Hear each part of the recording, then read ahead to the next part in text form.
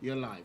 Hey, you're welcome to the Jamaica Hurricane Melissa emergency meeting. My name's Lee Jasper. I'm your host for the evening. This meeting was sponsored by two companies, leejasper.com consultancy. Anything problems that you have in your organization, I can help fix. And MediaNet Broadcasting Company, which is Theo. Theo, raise your hand. Both of us have sponsored the meeting today. No support from anybody, nor are we looking for any support from anybody. Because sometimes you got to put your own hand in your pocket, right? All right, are there any Garveyites in the house? Well then you know you've got to fund your own thing. Have some integrity about it. So this is self-funded tonight, so bear with us. I haven't given you teas and coffees because I've sent that money to Jamaica, so I hope you bear with me on that one.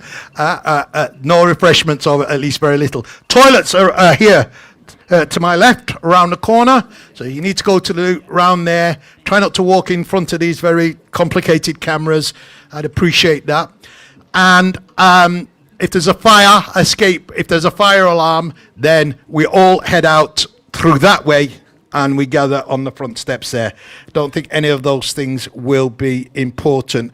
So in thanking you all for coming, and those of you that are online from around the world and in the United Kingdom, we couldn't be more delighted that you've joined to us online today, because this is the scale of an incident that is unprecedented in human history. And when you have an incident that is beyond human comprehension, beyond human ability and imagination, then you need the most unprecedented worldwide coalition of people to respond to that crisis. Are you with me on that point? Yeah. We're talking about over 1 million people who lost their homes, lost power, lost water, can't buy food. This is not no small incident. This is over a third of the island that has been damaged and affected. And I don't know about you, but I aged 15 years in the last 2 weeks going through waves. Parents in St. Elizabeth, property and home and friends and family in other parts of Jamaica. And those days that you're waiting to hear when the power's up and the WhatsApp's back and you can talk to somebody, are some of the longest days I've ever suffered in my life. I didn't really sleep too good. In fact, I'm still exhausted today with the stress of it all. And this is one thing I don't think people realize, how stressful this is for all of us who are sitting here waiting. I know it's incredibly stressful for those on the island, and no one can imagine that. But in waiting, it has a whole different stress of itself. So we come here traumatized. We come here deeply concerned for our people on the island. We come here deeply concerned for our community. And we need to acknowledge that anxiety, not just here in the United Kingdom. We need to be making sure that with your support after tonight, the international Jamaican diasporas in Canada, in New York, and in London and elsewhere come together so that we can work better to coordinate what is going to be a long-term effort to re-establish and rebuild that island. It's not going to take 5 years. It's going to be a decade-long process, even with all the resources that we can muster. So it's important for us that we make this international. And let me tell you something. If Jamaica's ever made you smile, if it's ever made you dance, if it's ever lifted your soul when you've been in the depths of misery, because we've sang your liberation in Jamaican songs, if you've ever listened to Miss Lulu and Linstead Market poems, if you've ever watched the West Indian cricket team, not so much today, but back in the day, back in the day, they're trying, but they ain't back in the day team. But if you've ever had yourself lifted by the culture of Jamaica, then all I'm asking you to do, both online and in the audience, is give some of that joy back to the island now. We've exported our rhythms, our joy, our politics, our health and wealth to the entire nation. Some of it was robbed, and we gave reggae to the world. So in giving everything, in lifting people's spirits, people in Palestine sing Marley's songs. People in Sudan sing Peter Tosh. People in South Africa sing all reggae songs from all legends. And all I'm asking for is to give some of that back to Jamaica now. On the two sides, you'll see these QR codes. If you scan that QR code, it will take you to a petition. I want you to sign the petition, because today is only the beginning of a galvanization of people here in Lambeth, and later on we'll talk about building people solidarity across London. But people in Lambeth, what can we do with our own resources now to help? And we're going to hear from people who are going to give us what they're doing, how we can do better, and how we can all work together here in Lambeth to respond. But what we don't want is chaos. Everybody sending the same things, or sending things people don't need. Second-hand clothes, thank you very much. There's another shop that can take that down the road. Don't send them to Jamaica. Yeah, you broke down tools, yeah, that's fine. But if you've got fresh tools and fresh nails on wood, we'd prefer that. So I think we need to have some filter and organization in Lambeth, just to make sure we're all sending the things that are needed. And I'd call upon you later to discuss that a bit more. Is Karen Balfour here? Yes, you are. Right. Come, if you come to the front, Karen, and take a seat. So we're going to start the meeting. We are waiting for Paulette. Me dear. Okay, Paulette, could you join us? Yeah. Belavia, could you join us? Nadine, could you join us? And Dr. Wanda, can you join us? Do you not, Sino? Okay. Take a seat anyway. All right. We're all good. So I'm just going to do a quick introduction of the panel. So we know, if I'm not going to do that, I'm going to take up too much time. You can. Huh? Oh, where? Pastor. So what I thought we'd start is, first of all, to treat this matter with the seriousness and the soberness that it requires. And that means we have to recognize and stand in silence and solidarity for 1 minute silence for all of those who've lost their lives and been injured as a consequence of this terrifying hurricane. So if I could ask you to stand in silence as we remember. After that minute silence, Pastor Lorraine will say, and Jones will say, local pastor will say an opening prayer. So do bear with us. Shh.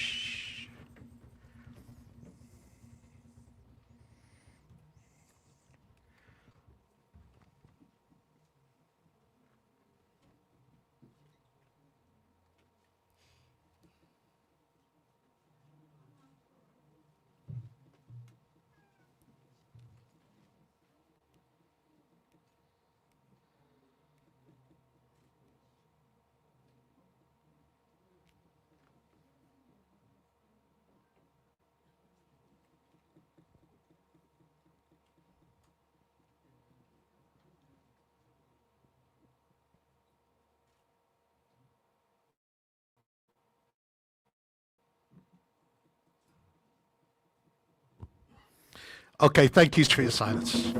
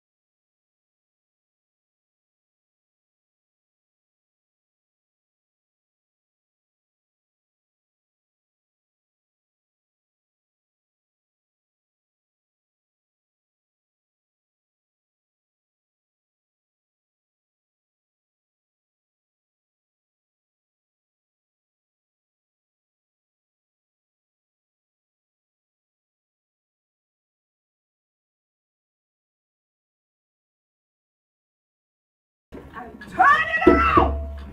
We say yes to your divine will, your divine way, in Yeshua's name.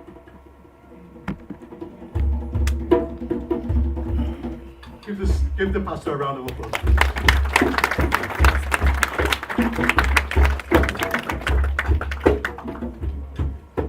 Now, we are graced with the presence of our High Commissioner. And can I just say, such a delight to have the High Commissioner here. High Commissioner Williams. Now, two things I think is important to say, right? Is that everybody knows Lee Jasper here, and I'll come with an agenda for political change. We want the Prime Minister to increase certain things, and we want more support. But protocol dictates that the High Commissioner can't get involved in those types of discussions, because people who know these things at the level know that no foreign consulate can get involved in the domestic nation's local affairs. So here's what we're going to have. This is a compromise we made, and we're happy to make it. Now the Commissioner will come and to give you an update on the emergency situation in Jamaica. Tell you what's happening, what the government's doing.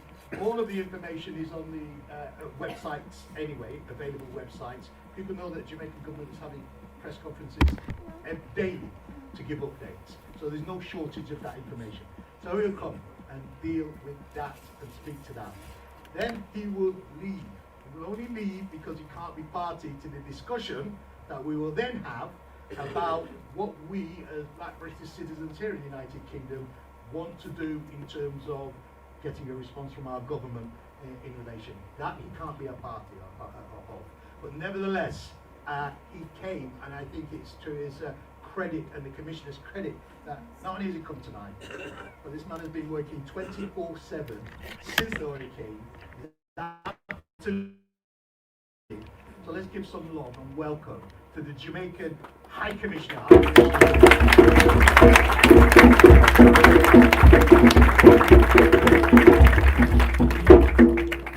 you very much. Hello, Brixton. I see too many long faces. Too many long faces. God is good all the time. Jamaicans are resilient. We're a strong breed. We go through a lot of stuff, Jamaicans. And we bounce back, don't we? Yes. So this is another test. This is another test that the Lord has seen fit to put upon us. But isn't He good? Yes. Isn't God good? All the time. All the time. Alright? So, I know my face kind of long too. I'm struggling to smile.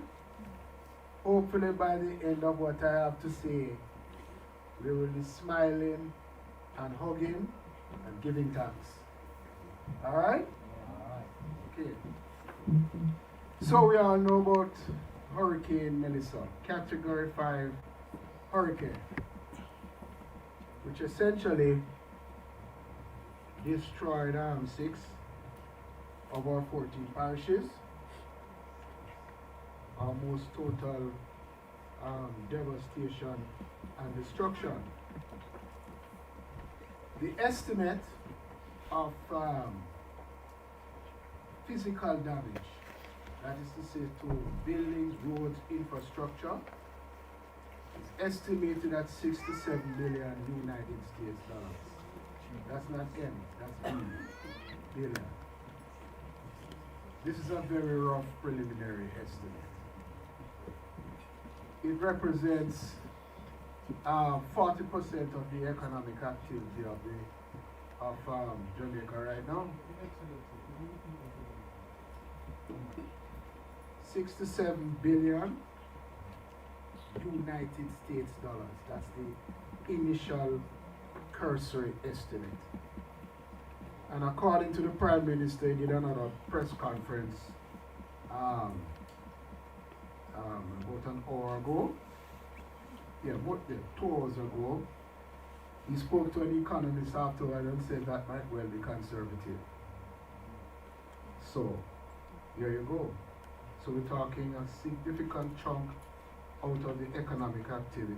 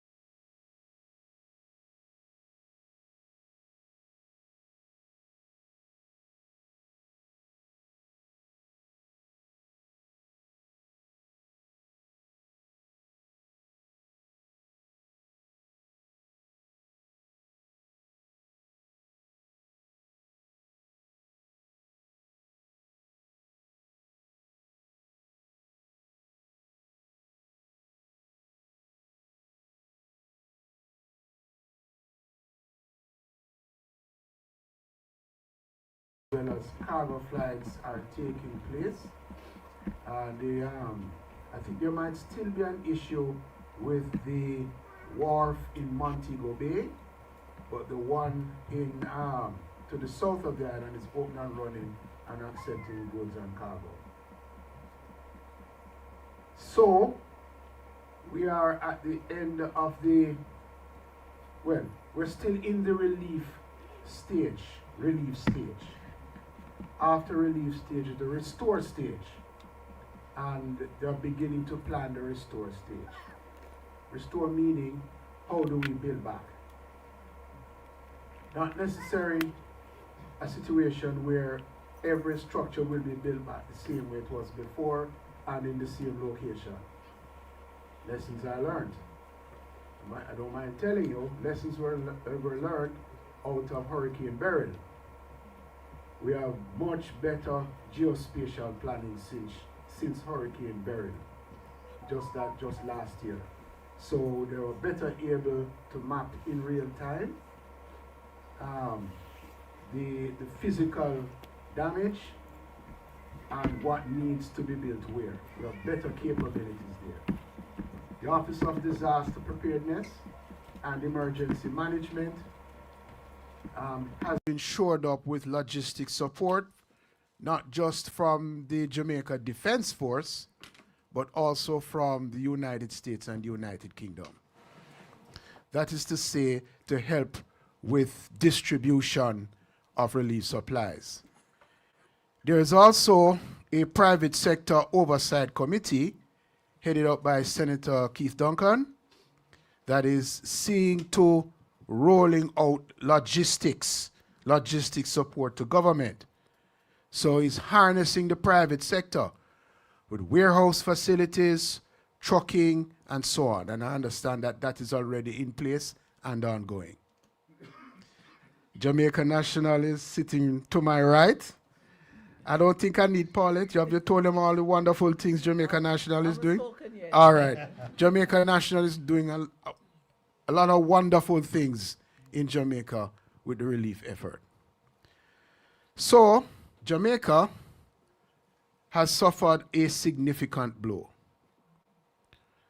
But the truth is that worldwide, we're getting so. Out personally to the Secretary General of the Commonwealth. I happen to chair, I don't mind telling you, but let me just begin with the Commonwealth first. I reached out to the Secretary General of the Commonwealth, and we have disseminated a letter to all members of the Commonwealth, the 50-odd countries in the Commonwealth, for support. So it came out, went out under the auspices of the Secretary General of the Commonwealth. Happily, right now, I chair the CARICOM caucus here in London. I'm the chair of all the Caribbean High Commissioners here in London. So I've managed to do some leveraging and managed to get the support of all the CARICOM nations through the CARICOM caucus here in London. All have pledged their support and active in a number of different ways. And I should also say to you that the High Commissioner, the UK High Commissioner to Jamaica, Miss Alicia Herbert, I'm working in tandem with her, where we speak hourly. All right? WhatsApp, what have you, to coordinate the support coming from the United Kingdom to Jamaica. And I should say to you that having spoken with the Foreign Secretary, Yvette Cooper, and visited, there is a crisis center actually set up. I visited the crisis center. I don't know anybody knows the Situation Room, United States Situation Room, where you have this that sort of underground and you go in and there are all these screens. Okay, something similar set up. Screens in real time, mapping what is happening in Jamaica, etc., etc. So I've seen that and I've experienced it. As a consequence of which I know that they were able to get in not just to relieve supplies, but also soldiers and other technicians to help with restoration of electricity and engineers. So I know that has taken place as well. So there has been a fair amount of the French sent relief and through the European Union and so on, Canada as well. So the relief is coming in. Now, here in the United Kingdom, of course, family is family, don't it? Yes?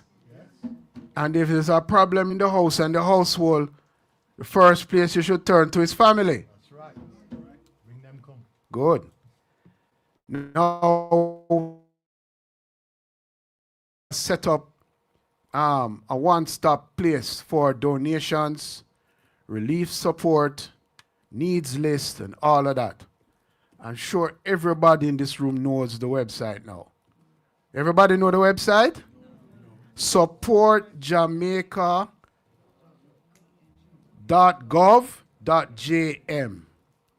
Let me repeat. supportjamaica.gov.jm. No other variation. Don't go to support.net.gov.org. Don't go to support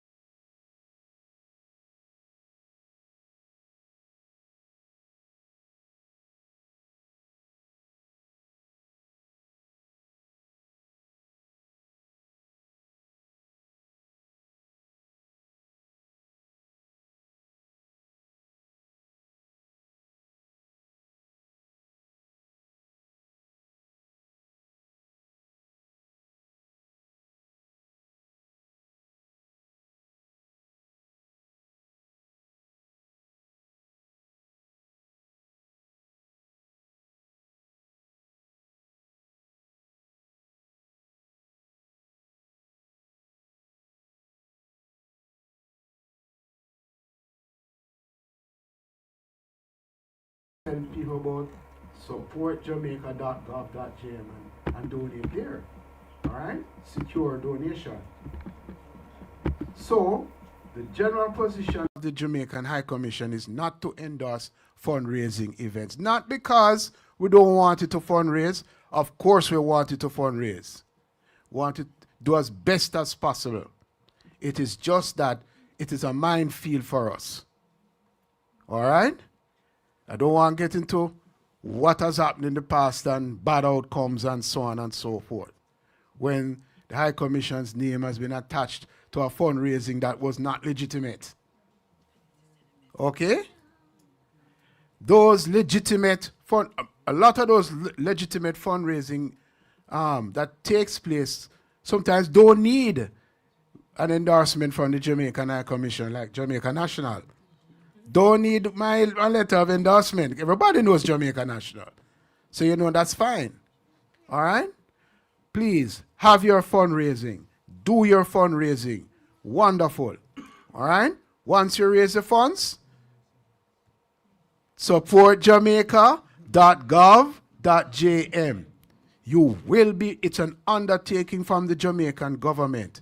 Your donation will be recognized. You will receive the thank you letter to be published to facilitate your own fundraising going forward. So that is an undertaking. And let me close by saying that the monies that goes to the account under supportjamaica.gov.jm goes to the Office of Disaster Preparedness and Emergency Management. That is overseeing the distribution of relief. Now, if anybody followed what happened with Hurricane Beryl, will know that a report was done on Beryl, and there was full transparency as to how the monies were expended by ODPEM. There's no issue with what is going to happen with your money. Full transparency, all right, as to the funds that are donated through the website. In addition, if you go to the website, you will see the different charities that ODPEM is working in tandem with. They're listed there. All right?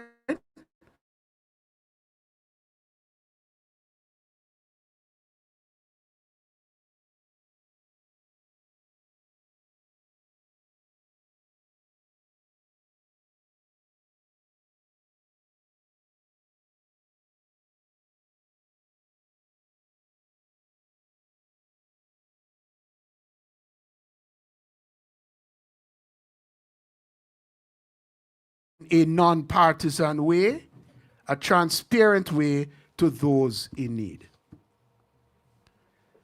So those are the words I'd like to say this afternoon or this evening. I still don't see any smiles.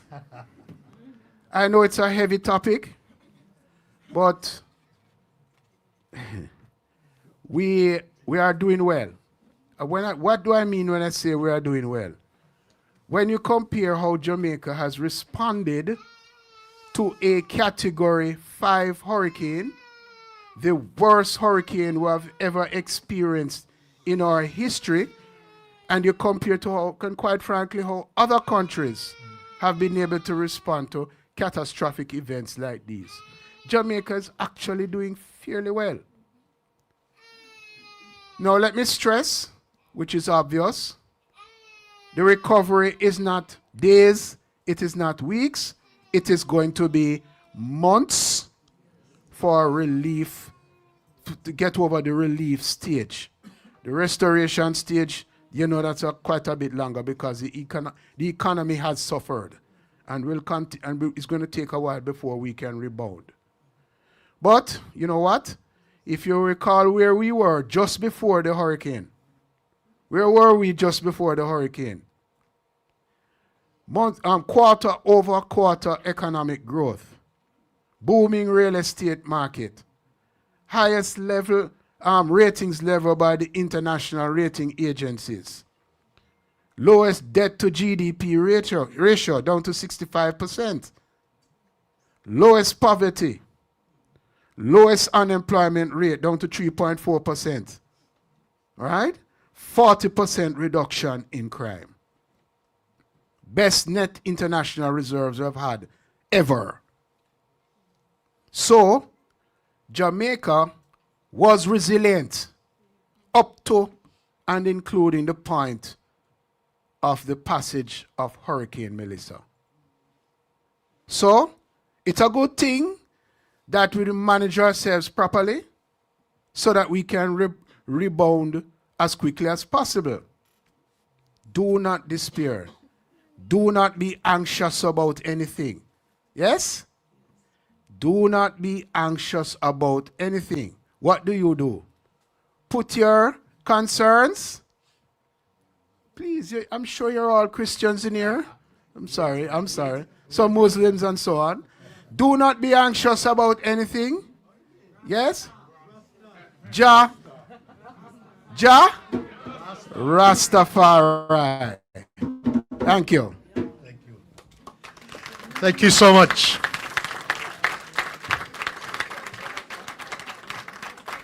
I'm just going to ask Elaine. I thought she was going to me. Okay.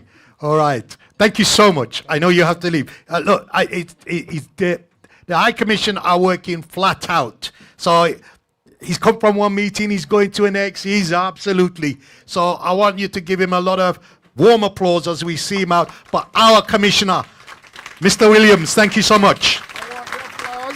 The applause is for Jamaica and a swift recovery from Hurricane Melissa. Blessings.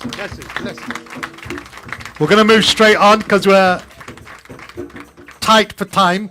And I'm going to... Yeah, you're next. Yeah. I'm going to ask the host of tonight's meeting, somebody I always come to for my emergency meetings. You know, I love to be at the older Beng and the new Caribou, for those of you with the memories. But Elaine's somebody I can always come to at these times of emergency and find I can get what I need when I need it. So please, she is the... No, it might be his. Commissioner, you forget your glasses.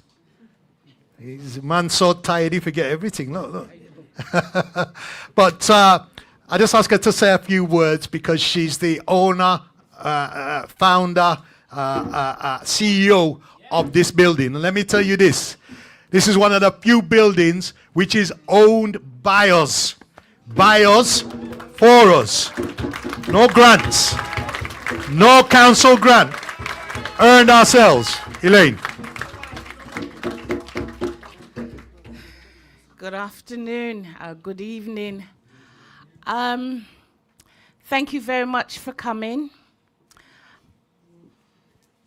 And I can tell you, I have been going over to the JN Bank and I've seen how much our community has donated. I have been to the Jamaica Money and I have seen us queuing up to pledge financial support. So from the needs list, we've been to Jamaica Bank, and for the money, we have been to JN Money. And the barrels, oh, I'm telling you, people say to me, what is it about Jamaica that, you know, you just go around and you're so... I am very proud of being a Jamaican. And I am very proud of the other communities, the Caribbean, members of the African community have asked how can they help, because we have striven to bring people, you know, first we seduce them with our music, then with our food, and then a lot of the men marry the women and the women marry the men. So we're never just, you know, it says out of many one people. And Jamaica, whoa. I take my British-born children on my shopping trips, and I'm telling them that they're not just British, they are Jamaicans. Now, let me tell you, yes, of course we're Africans, right? Now, let me tell you where the toilets are. You tell them? Okay. All right, so Lee's done that. Welcome, enjoy, continue to support, and don't wait for Jamaica to build back to go and support the industry. Go as soon as you can. Thank you. All right. So, if you haven't scanned these QR codes at the back, I don't know whose code this is, but if I just take that from, oh, sorry. If you haven't scanned these QR codes, please do so now. They will take you to a national petition, which is to go to the Prime Minister asking and requesting for additional aid for Jamaica, a relaxation of visa requirements, because personally I've got family who have got nowhere to live, no hospital treatment, so the elderly, children, those with nowhere to live, I should be able to bring my family here to stay with me while they recover, and then they can go back later, don't it? Yeah, that shouldn't be a big thing. Hong Kong people got it. Ukrainian got it. Yeah, everybody get it, right? Are we time? It's our time now, right? But in order to do that, I need you to scan that and sign, and we can send it on to number 10 Downing Street. And we're going to announce more measures as we go along. I'm going to ask our wonderful MP for the area. We've got 2 MPs tonight, so just shows you. We've got 2 MPs, and we've probably got future MPs right here in the house. So Bolivia Ribeiro Adi and Florence Ashalomi MP, the 2 MPs. Helen Hayes sends her apologies. She would have been here as our local MP, but she's on a foreign trip and is not in the country. But she says she wishes to work with us. So if I can ask you to give a warm welcome to one of the most hardest working black MPs in the House of Parliament today, Bolivia Ribeiro Adi. Thank you very much, everybody. And I was really pleased to see so many people here tonight. Not just that, so many people I know that are joining us online. Now, we've just seen how devastating it is in the past couple of weeks across a number of places in the Caribbean, actually. All of these different homes torn apart and the families displaced and entire communities that are left without food, shelter or water. And for those of us with friends and loved ones across the region, it isn't something that's distant or abstract or something that's just on the news. It's deeply personal. Now, a friend of mine, author Nova Reed, she shared with me some of the heartbreaking accounts from some of her family in Jamaica, many of them who remain displaced with nowhere safe to sleep. Women and children in particular are at risk. The elderly are facing illness and exhaustion, and in Montego Bay, bodies are being found in the river near the Rastafari village. She told me that a mother in St. Elizabeth told her that she cannot care for her child and all they want is food, clean water, and the chance to take a shower even. These are not luxuries, but they are basic human needs. Nova also told me that some of her own loved ones went for days without food or water.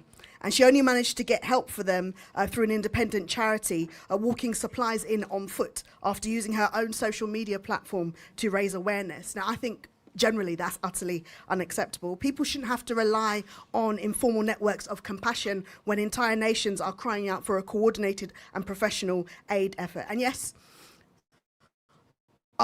the government of the UK pledged to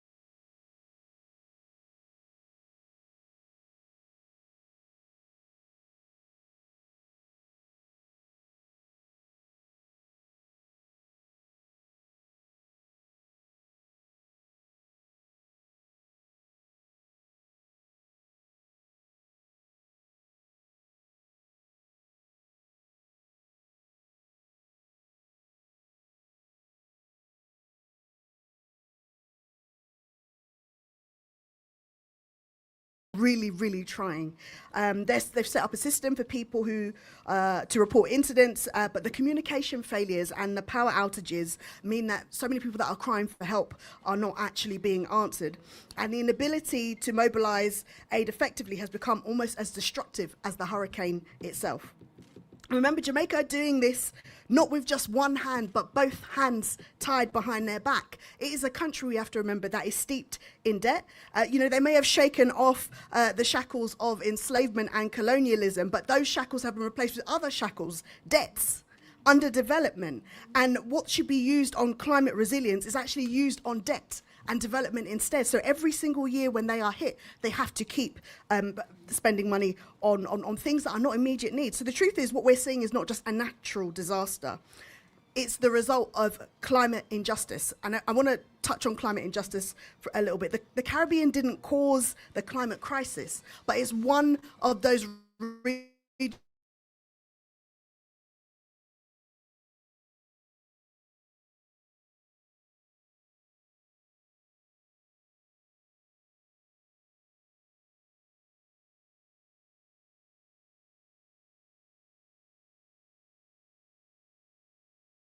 under-resourced and underdeveloped and left to cope alone. And so, yes, we need immediate humanitarian aid, and that's one of the important things that is being called for tonight. But ultimately, the UK need to do more, because we need to see climate resilience. We need to see climate resilience. And that's what Lee was speaking about, a long-term strategy, not this patchwork thing. This is not the first time, and it's may have been one of the worst times, but it's not the first time the region has been hit by a bad hurricane. And each time we go for these patchwork strategies that, simply rebuilds what was there before, but we need the kind of strategy, rather, that ensures that homes can withstand the next storm, and that communities can store water and generate energy and stay connected when the rains come again, because the storms will keep on coming. They will keep on coming. They call it hurricane season. It's not hurricane sometimes. It's hurricane season because they come and come again, and we know they're coming, but the resilience has not been built, and that's not right. And climate justice has to be seen as not just climate resilience has to be seen as not just charity. It is about justice, and it has to be recognised as a central pillar, and it is recognised, as a central pillar of the reparations movement. And I mention reparations here because I genuinely believe that this is an issue that should be discussed in this context. It's not just about the past, it's about repairing the ongoing damage of inequality today. And if you don't think that what the people in Jamaica are suffering from is yes, there was a hurricane, but ultimately it's inequality. It's inequality that has been just exacerbated over decades and decades. Reparations, in my view, would be about giving the Caribbean nations and all those affected the agency and the resources to protect their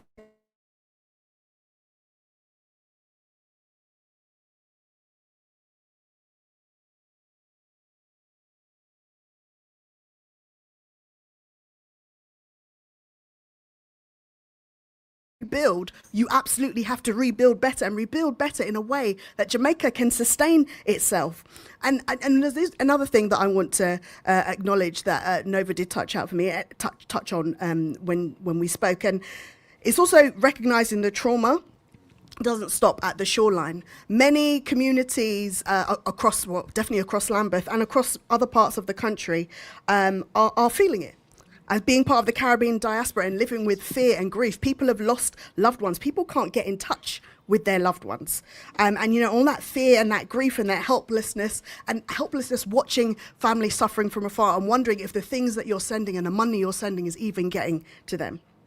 So it's important that we have those trauma-informed spaces as well for the community. And I'm pleased that you've gathered here today. Now, I want to be clear that the plan that we have can't wait, and that is another reason why it's important today. The world can't look away, and let's be real. What we saw, or what we are seeing, already it's being dropped off the news.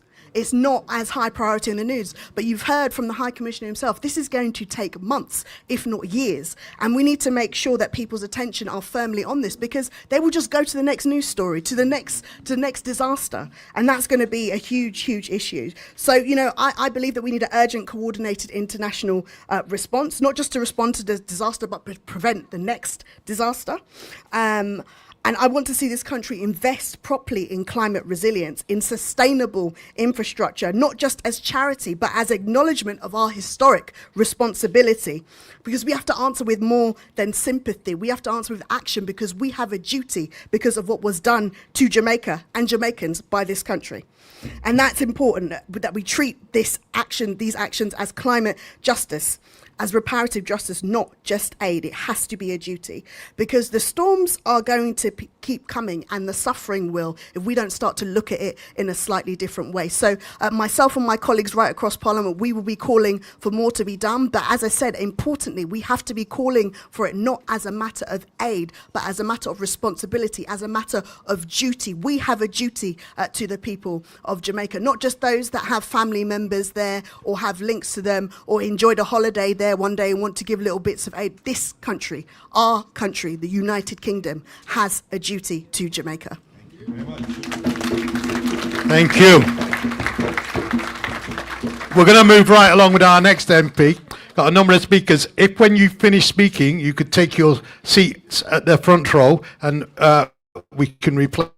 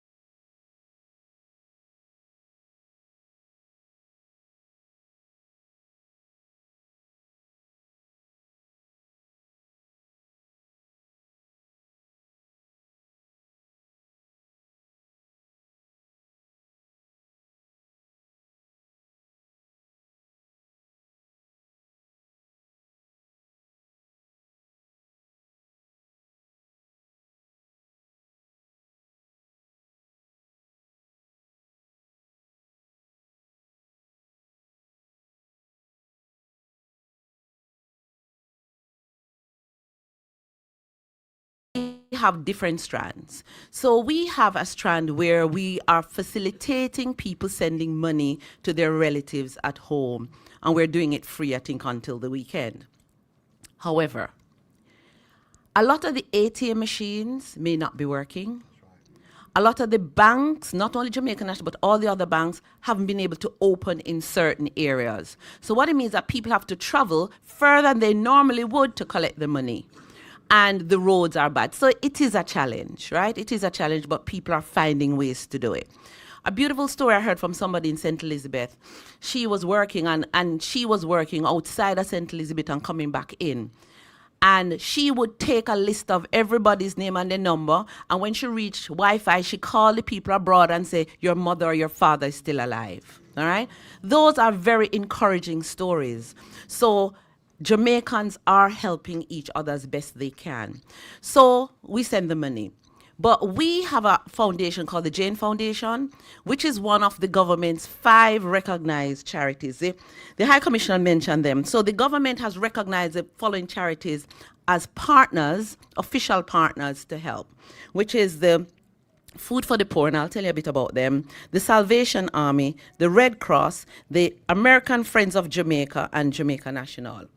There are lots of other charities who are doing their work, right? But these are the bigger ones that can take a lot of pressure because of the infrastructure that sits around us, all right? But there are little charities I've learned about a lot this week, and everybody's doing their bit, which is important. So it's not only these that I would encourage you to support. But if you have a charity you've been supporting for years and they want to do something, then I ask you, check them and support them. As the High Commissioner said, there were 29 fraudulent website addresses as of last week, Monday, when he had the meeting. There are many more now. So check, and check again. It's important. Now, we started a drive. And when you have a hurricane period, you have different phases. You have relief, you have a temporary stage where you get people sorted, and then you have rebuilding. We are still at the relief stage, all right? So what it means that we have to get food, tarpaulin, solar light, medical supplies, beds, all of that to Jamaica. The UK is not the only one doing it. The US is a little bit, they're closer, so they're getting there faster. So they're already doing their stuff, and then we will backfill them as we go. So don't worry about sending something and it's going to take 3 weeks. Don't matter, because people are there and your stock will just refill what is there, because it's a continuous process. You're not going to feed somebody one time. You're not going to look after a family once. It has to be a continuous process. So it has been totally overwhelming. I mean, even Lee was lifting boxes yesterday. And when you see those young people come out, and we've done it like 4 times, right? They come out, so people go to all the Jamaica National locations and others, because we're with the churches, and they drop a specified list. The list is very long. We've chosen 5, and 5 is all that I can manage, and it does not include clothes and shoes. I'm sorry. So I'm not taking clothes, we're not taking shoes, and we're not taking water, because it's not practical to ship water from the UK. So if you think about practicalities, what is it that people need now? They need food. They need shelter, and they need medical supplies. So we're doing that. And then people all over the UK are sending to various charities, of which we are one, Jamaica Foundation. Now, a lot of people are concerned with where does it go when it lands there, all right? No, we have teamed up with Food for the Poor, because we know them. They've been there for 40 years, and they're doing their stuff because they are already established. It's no point Lee going to Jamaica to try set up a charity now to distribute food in St. Elizabeth. He doesn't even have a truck, right? So you have to tap in with what is already there, and you know it is working. And that's why we did it. Now, I got a report from them, right? Hold this, let me leave. Because I believe in reporting, because I'm a banker, right? And let me just go. I was fiddling, and you guys probably thought I was distracted, but I was trying to get an update. So Food for the Poor, they have warehouse in Spanish Town and Montego Bay. In Spanish Town, it's 100,000 square foot. It is a good size warehouse. as a charity, they are they're authorized within customs. So when you send things to them, it goes in a container, and the clearance is not done at the wharf; it's done at their site because they're authorized to do it. So that means things get through quicker, right? Now, what they're doing now, the U.S. has sent down some helicopters, which are bigger than the ones we have, and they supply the food to the helicopter to do airdrops. So they're actually doing airdrops as we speak. Well, no, it's not dark down there. So they're doing the airdrops. And they're also going into the hard reach areas. Now, when an area is marooned, it can't always get an airdrop if it's in the hills, because you know the helicopter not meant to fly too low. So what some of the Jamaicans have done, they have cut a path through the road to go to the nearest place where there is a road. And people bring the supplies there. And I can speak about Bigwood, for example, because I learned that. So they're cut off. So they've cut a little track. They have a car. The car bring the food to the track, and the guys walk it to the areas, right? So they are working with what they have. One district is building a bridge. Don't ask me how they build it, but they're building a bridge to get from one side to the other. And that is in the Blue Mountains. And I know that for a fact because it's an area that I am familiar with. So I give you those stories to show that there is hope. There is hope.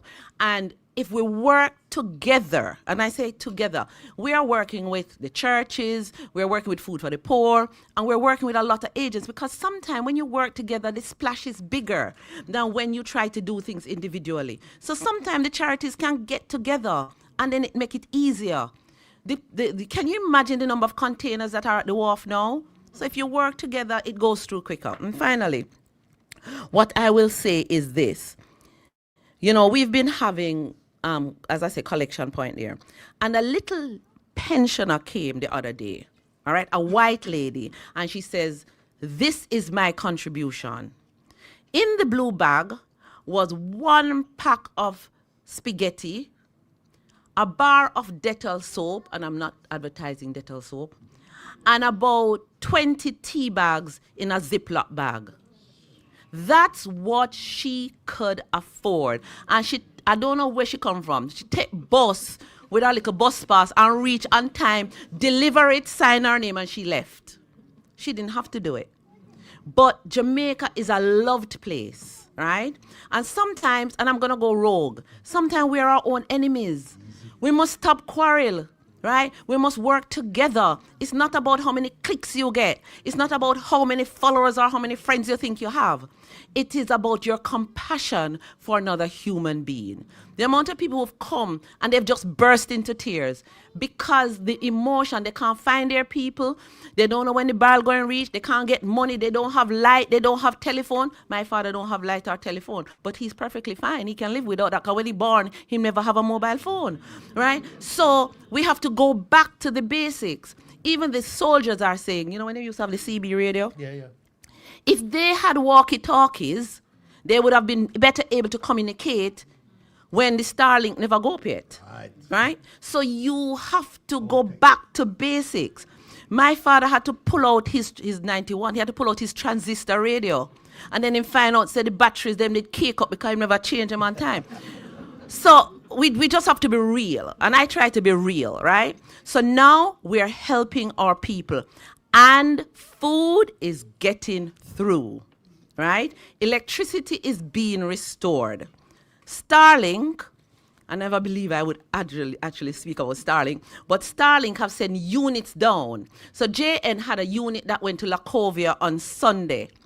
And it's one unit that allows 50 people to get Wi-Fi.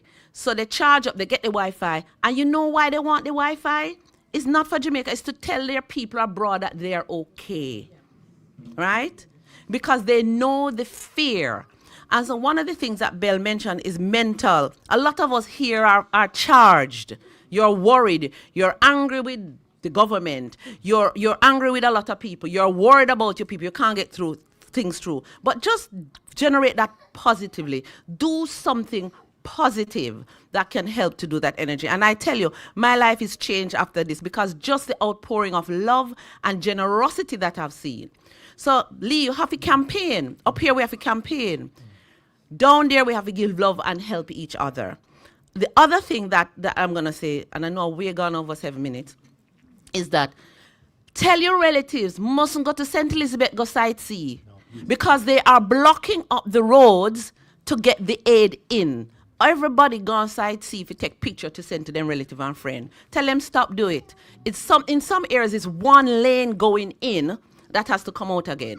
So if they then cars and cars going in, the aid truck, the people from El Salvador and the US and all that's come to help cannot get into the areas. And it's not only St. Elizabeth that's being affected. It is St. Elizabeth, St. James, Hanover, Trelawney, parts of Manchester is right out. And believe me, as the High Commissioner said, there are only 3 areas that they can't get into. And I think they're trying to get in by foot to do that. So it's a whole operation going there. But in your mind, think something is being done. It hasn't been as fast as it should be. I'll say that. But they've got their act together and going in. Because as Lee says, how do you prepare for a Category 5 hurricane? What if that Category 5 hurricane, look how Melissa is a little girl, she was dancing around, you know. She wait, she said she go in Kingston, then Saga reading Kingston, she going go Black River. Then she said no, then she going to go Manchester. And she was just dancing around. What that does, they didn't know where to put the supplies, right? So Melissa turned, and then as she reached St. Elizabeth, where Lee come from, she turned back and gone to Trelawney. It was very difficult. But if that Category 5 had hit Kingston, you wouldn't have a lot of the infrastructure you have now, because that's where everything is centered. So in all of this, let's give thanks. In all of this, let's stay blessed. And at the end of it, just remember we're resilient. And by helping each other, we have to come through this. Thank you. Thank you. All right. We're going to move straight along. Can I ask to join us? You two? Yes, Jacqueline? Yeah, come through. You two could have come next, okay? So as people speak, they leave the platform and then you join us. If you haven't scanned this QR code, can you do so already? We need to get you to sign the letter to Keir Starmer, because I only got 500 signatures on there, then he's going to take any notice. So what you need to do is to make sure that you scan this code. Don't give them any money. Do not give them any money. Just take the code, put your email address in, and sign. What that means is we will be able to contact you all to tell you what is next on how we move forward from today. Thank you. Now we're going to move straight on. The people on the internet and around the world, you can't see. But the whole of Brixton is here tonight. The place is standing room only. If you've got a bag on a chair, move it, because people need to sit down. If you're a young person and you can see an elder standing, give up your place and let the elder sit down. But if you've got bags on chairs, please move them. People are still trying to come in. Thank you so much for your appreciation. I'm going to move on, if I may, now to our next speaker.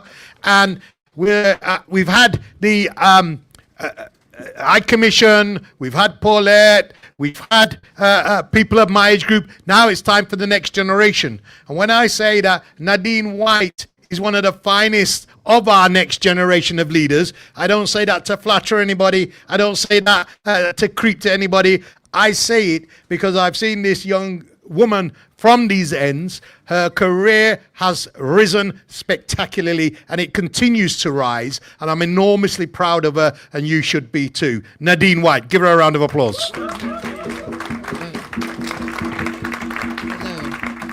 Thank you. I don't think this works. Okay. Thank you very much for the introduction, and thank you all for coming out. I did prepare some notes, but actually everyone who's spoken before me has touched on key areas, and I know we're strapped for time, so I'm just going to jump through it. So climate change is not an accident for us. It is the end result of centuries of extraction and exploitation. The nations most responsible for the damage are not the ones feeling it first. We are. And on that point, media reporting around this, Hurricane Melissa and its impact on Jamaica and the Caribbean, needs to be consistent. Scrutiny must be consistent. And already I'm noticing, as Belle touched on, you know, some parts of the media are starting to look the other way, which is a problem. So going on to aid, when we talk about aid, we can't talk about it as charity. We must speak in the language of accountability. Britain did not simply once have a relationship with Jamaica. Britain built its wealth on Jamaica, on the land, on the labor, on the bodies of our ancestors. And that history is not abstract. It lives in the present, it lives in the rising sea levels, it lives in the infrastructure that was never funded properly. It speaks to the economic vulnerabilities that the disasters now exploit. And this is why the call for reparations matters, as Belle touched on and as many of us know here, not as a nostalgic slogan or a debate topic, but as a practical framework for justice. If the UK can find billions for wars, energy subsidies, corporate bailouts and Ukraine, it can find more than 7.5 million for a region it profited from for generations. And notice I didn't say Jamaica because, as I understand it, I mean, according to reports and statements, all of that money is not going to just Jamaica. That's my understanding. It said Caribbean region. So there are more questions than answers at the moment. The scale of support must reflect the scale of responsibility, and support must include sanctuary. If tourists can enjoy the shore of Jamaica when the weather is calm, the UK can open its doors when Jamaicans are displaced and in danger. And if hotels are happy to host visitors in peak season, they should be prepared to house people in need now. And that's a question that many of us have. There are plenty of hotels in Jamaica, but we're talking about displaced Jamaicans, we're talking about people being homeless as a result of the hurricane. Why can't they put them up for a while? I don't understand. So that's something I'd like to know the answer to. And this is not radical, by the way, it's humane. It's the decent thing to do. Yeah. That's an important point as well. So yes, we need media scrutiny. We don't need a burst of interest followed by silence once the next story arrives. You know, and as a journalist myself and as a filmmaker, I can say to you in terms of accountability, what I've been doing is using every platform that I have access to amplify voices from within Jamaica and raise awareness about what's going on, including my own platform, blackcurrentnews.co.uk. Wrote an article for The Observer the other day. I've been shouting about what's been going on along with many of you, and we need to continue to talk about Hurricane Melissa and its impact on Jamaica and the Caribbean. Jamaica is still in emergency. People are still struggling for clean water, as we know, shelter and stability. The coverage needs to match the reality, and I need to say this plainly. So our job tonight is to act with purpose, to coordinate, to push, to insist that the UK response meets the scale of the moment. We're not begging. We are demanding justice rooted in history and responsibility. Jamaica raised us. Jamaica shaped us. Jamaica continues to give the world more than it takes. And it is time for those who have taken to step up. That's what I'm saying. Thank you very much. Yeah. Thank you. We're going to move straight on, if I may, with Dr. Wanda Weproska. Now, Dr. Wanda Weproska is a genealogist, so she's somebody who can trace your roots back to your original sources. But she's also now the newly installed director of the Black Cultural Archives, which we know in Brixton. So if I could ask you to introduce yourselves to Dr. Wanda Weproska, give her a warm round of applause as she starts her new career at Black Cultural Archives. Go ahead. Thank you. Can you hear me? No. No? You can't see me. You can't see me because I'm only little, but I'm mighty. Thank you, everybody, for giving me this warm welcome, and I'm really honoured that Lee has invited me to be here. I'm from what I think somebody referred to as Little Barbados. Any other Bajans here? Yay! I'm not Jamaican, but we're all Jamaican right now. And I'm pleased to say that BCA will be holding a fundraising event for Jamaica. Give us a bit of time to get it together and invite everybody, but we will be holding a fundraising event and we will be doing what we can. I have people in my team. One of my team, her 85-year-old father was supposed to fly out from Jamaica on the last flight that was coming out to come and see her, but he stayed with her mother and she didn't hear from them for 3 or 4 days. So we are all feeling this and we all are here in solidarity with Jamaica. If we are talking and we are being Pan-Africanists, then we can be Pan-Caribbeanists. And if we can be Pan-Caribbeanists, we can be a pan-community in London. And we can come together. And this is the important thing. It shouldn't take a disaster for us to come together. This rebuilding is going to take years. It's going to take decades. But what we also need to do is to rebuild our power here. Because we have power. We have power in the UK. We are an important voting force as well. And as Belle and Flo said, contact your MPs, but also we have to work together. They know if they divide us, they can conquer us. That's what they've done. How many years, how many centuries, how many decades? So we need to come together and we need to be strong in our response, because what we can do as diaspora communities is to come together, is to put pressure on the UK government. I've worked in the refugee sector. I know what the arguments are about visas and humanitarian visas, and I've seen how quickly we can put planes and you know, not need visas from people who are coming over. You know, I'm also East European. You can tell by the blonde hair and the blue eyes, can't you? My grandfather was Polish. I understand the history and the geography and the things that have happened in Eastern Europe. But my heart bleeds when I see the people of the Windrush generation. My father was Windrush generation. And people in Jamaica now waiting. Lee can't get his family here. What have we given this country? You know? My parents and my family have given their lives to the NHS. Our families came here to sort this country out. We came when they called. We did the jobs they wouldn't touch with a barge pole. And we're still doing the jobs they won't touch with a barge pole. So in our time of need, we need the visas. We don't want aid. And let's not forget that many a time aid is giving money to companies here to go and make more profit there. How many hospitals in Africa have been built for aid, charging people to go and have their babies there? You know, we are so extractive. So we need to use our power here. We've been plundered so many times. Let us not let this happen again. So my plea to everybody is we use our voice, we put pressure on the government, but we also put pressure on the businesses that are taking our money. Where are they? Where are these big businesses? Where are the big black organizations? Where are those people who are quite happy to take our black pound?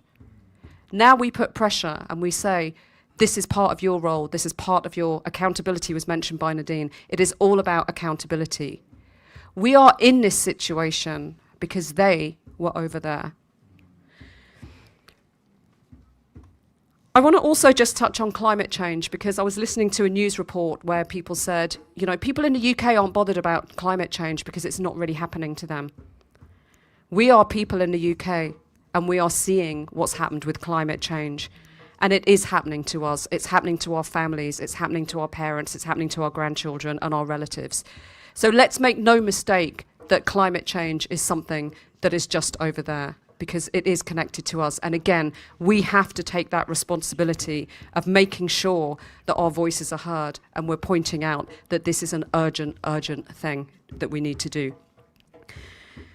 So let's sow those powerful seeds together. We are here in solidarity, but we need to be here in all of the community spaces that we're in, here in Birmingham, in Manchester, in Liverpool. We all need to be coming together, because now we're demanding support with food, with cash. Tell your friends, make sure everybody knows that we have to support this. But most importantly, if we come together now for justice for Jamaica, we are coming together for justice for all of us. for racial justice, and for the fight that we know is ahead over the coming years. But we need to stand together. So let's stand together for justice for Jamaica. Thank you for that. Came in on time, under time. I like that. I like that. We're gaining time back. We're going to move on now. Now, somebody who's been at the forefront of the battle of challenging the British government's implicit racism that has been foisted upon the Windrush generation has been my sister Jacqueline Mackenzie from Lee Day. Not only was she, this was before she was at Lee Day or her own firm, that we at the time of the Windrush broke into the news, we were working together to bring the heat to government. And while she did her thing in Parliament, I blocked off number 10 Downing Street so Boris Johnson couldn't get into his office. He was late for a cabinet meeting. He was absolutely furious and berated the commissioner at the time. But I was happy to block off the High Street, block off Westminster, block off number 10 Downing Street, because sometimes you need to make sure that they understand we got real power. Are you with me on that point? And I'll tell you something else as well. Some young people at the back there, about a year ago, they were walking around Brixton giving out leaflets saying, please come to this climate change meeting because climate change is affecting Africa and the Caribbean. 3 people turned up to that meeting way back in a year, right? When you saw people spraying things orange and blocking your road to go to wherever it is you were going in town, you might think they were just being their silly little pranks. But actually, people are aware that if the climate continues to worsen, then the primary victims are going to be the Caribbean and Africa. So climate change has to be adopted as a priority for us. We need to reduce the temperature, we need to save the planet, and we need to save our people as well. Are you with me on that point? Yeah, thank you. All right, we're going to move straight along. And Jacqueline Mackenzie, as I say, is a good friend. She's done fantastic work. Please give her a warm round of applause.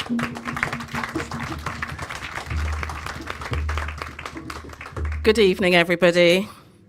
So, Lee, thank you so much for putting this together. And it does remind me of those early days of the Windrush scandal, particularly March and April 2018, when myself and Lee and David and a handful of people were trying to hold this together because thousands of people were congregating on the BCA in Brixton. And there was a call out for lawyers. And when the lawyers realized they weren't going to get paid, nobody came. And so that's how, by complete accident, I became central to or associated with the Windrush scandal in such a big way, because I seem to be one of the few that was prepared to work for free. And yeah, that was a mighty struggle in those early days. It's still...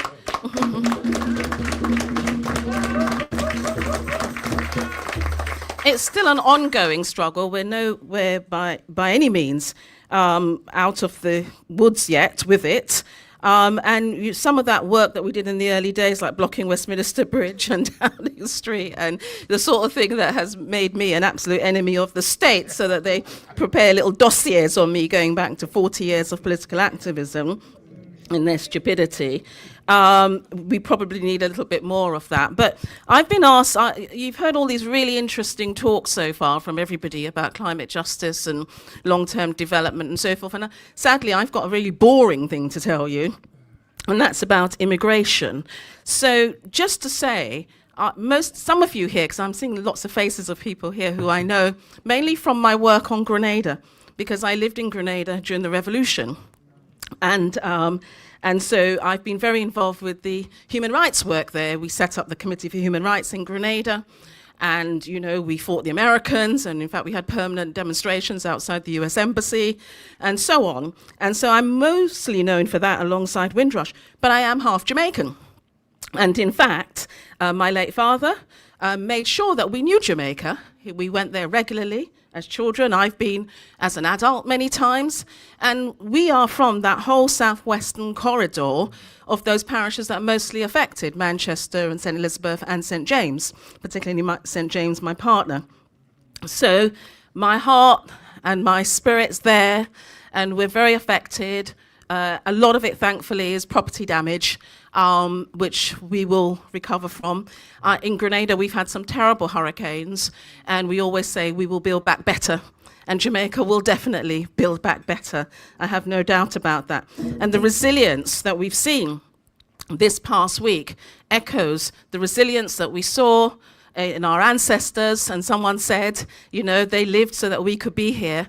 But also, if we think of contemporary times, the resilience we saw with those victims of the Windrush scandal when the whole state turned on them in the most toxic of way to deny them opportunities, even healthcare. Remember that very first case, which was actually in the press before the scandal became publicly known in April 2018. This case was in the press in November 2017 of a man who was denied cancer treatment because he couldn't prove his status in the UK. So we've been through the struggles, and we have the resilience, and we will come through this one as well. And we gather here in the spirit of those brilliant and resilient ancestors. But I've been asked to say something about immigration. So 2 things about that. Firstly, and I don't suspect there's going to be a lot of people, because it's not a sort of time of year when your families come up for holidays, although Jamaicans find themselves all over the place all the time, don't they? I was really quite shocked when, was it Ukraine, when we found out there were some Jamaicans stuck there? What were they doing there? So Jamaicans have a way of finding themselves all over the place. But the main group tend to come during this, kids come up during the summer holidays, and that period's gone. They would have gone back to go back to school, and lots of people send for their families to come over at Christmas. So I don't know to what extent there are lots of Jamaicans here on holidays, and I'm talking about the ones that intended to go back. I'm not talking about those who didn't intend to go back, because quite a few of them. But if you know of people, because there are meant to be initiatives. Now, normally when you're here, because sadly Jamaica's just one of 2 Caribbean islands where you do have to you have to come with a visa. And most of the Caribbean, you can come here without a visa for up to 6 months. But Jamaica and Trinidad and Tobago was only just recently added. It used to be Guyana and Jamaica, and Guyana was taken off when they discovered oil. So that's the way to go. Maybe when they're digging up the roads in Jamaica, if you find any oil, they might remove the visa requirement. But at the moment, they need visas. So if people are here, there ought to be initiatives, and the Home Office ought to announce it, but they won't. It's one of the reasons why there are visas for Jamaicans is that the Home Office and the British state generally do not like Jamaican visitors. Now, they've coined that around this whole crazy narrative about the yardies that came over with the drugs and so on in the early 2000s and mid 2000s. Well, yeah, absolutely. I mean, it's a false narrative, this. Of course, every society generates drug dealers, and often governments are complicit with them. But that's a separate thing. But if there are people here, there ought to be an initiative from the Home Office to allow people to extend their stay. This is an exceptional circumstance, and that's usually the requirement. Is there an exceptional circumstance? And there is one. They will have to contact the Home Office. They will have to complete a form. It's called FLRIR. It's all online, and it should all be straightforward. And because Jamaica has been designated as being crisis hit, it should really be straightforward. So if you do happen to have an auntie or a cousin who came over, you can tell them that. I can easily be found if you need a chat or any advice about it. But that's one aspect of the immigration story. The other aspect of it is, what is this British government going to do to airlift some Jamaicans here, particularly children at school? There ought to be some sort of initiative, as we saw with Ukraine, and we've seen with other countries. There are bits of Jamaica, and we really love our High Commissioner, and it's all great that he talked up everything that's happening. But I think David, who sat next to me, when someone said it's going to take weeks and months, he said generations, and this is true. And when you look at some of the schools in St. Elizabeth, they are just not going to be viable.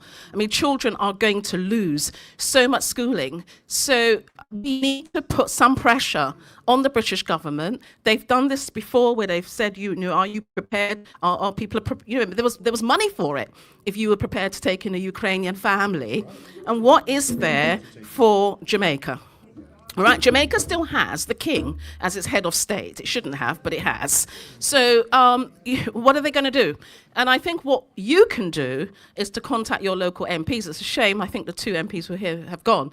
But certainly with Belle, anyway, I don't know the other one very well. But with Belle, she's going to be all over this. But if you've got an MP, I'm sure you're not all from round here, if you've come in, and contact your MP, bombard them with information. What are they going to do? Is there going to be a scheme for Jamaicans, and it can be quoted.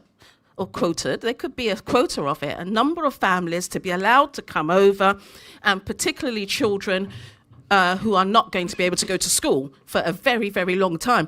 We all know when our kids miss a day school, the trouble we get into, and rightly so, because, missing even a day's education can be problematic. So you need to put pressure on, and if you've got family, tell them they can stay, but they must contact the Home Office or an immigration lawyer or even the CAB or the various charities that are up and down the country to extend their stay.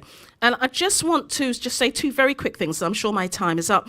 What this has told me, listening to all the discussions about climate justice and, debt forgiveness, and all these and reparations, and all of this is relevant. But what strikes me, Grenada gets hit by a hurricane, because I lived there as a teenager, I kind of have a lot of affinity there, I have a house there and that sort of thing, but Jamaica's in my blood. But I have a lot of experience of hurricanes in Grenada, sorry. And every time there's a hurricane, we gather like this.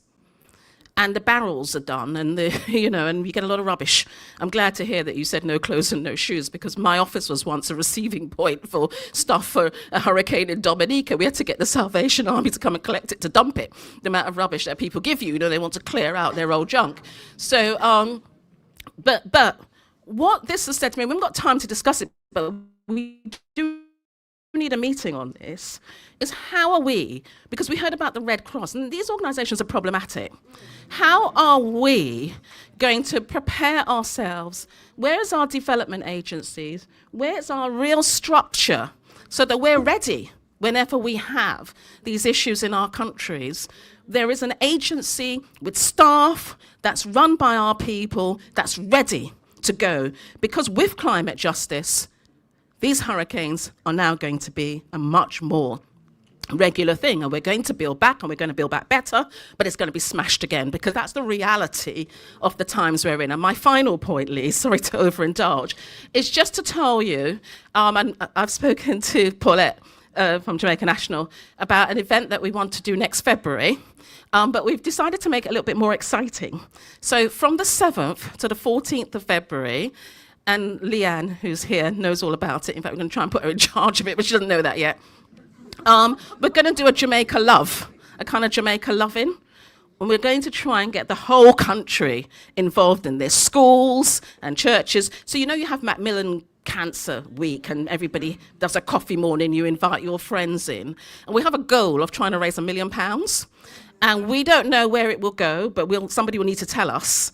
And maybe through Jamaica National, because we thought we'll come on there on the 14th, which is Valentine's Day. So rather go spend money on some extortionate rose that dies the next day, or pay double the price for a meal in a restaurant where they try to kick you out after an hour because it's on rotation, isn't it? They want to cram in as many people. We're going to love Jamaica on Valentine's Day, but the week leading up to it is going to be a series of activities. We tried to create a website today called Me Love Jamaica, and it's because of that song. We tried to buy the rights of it, but somebody's already got that. So we've got to find a nice phrase, but everyone is going to have to dip into, every single Jamaican in the country and non-Jamaican has to be part of We Love Jamaica. February the 7th to February the 14th next year. So just remember that, and do look out for the publicity. Thank you. Thank you. Can I just give you the QR codes again? because these are the QR codes that you need to put on your phone so you can sign the letter to the Prime Minister. Because let's be clear, when you're talking about 1 million Jamaicans being affected, right? We can do so much with barrels and so on, but this needs proper multi-million pound action. And Britain has got a responsibility to make sure that they provide some reparation for all that they've taken. So scan the code online. I know people online are asking for it, which is why I've just taken it there. I'll bring it out again later on. Now, our next speaker, and Elaine, we might be a bit late finishing. We did say 9 o'clock. Are we okay? Good, thank you. All right, our next speaker then will be...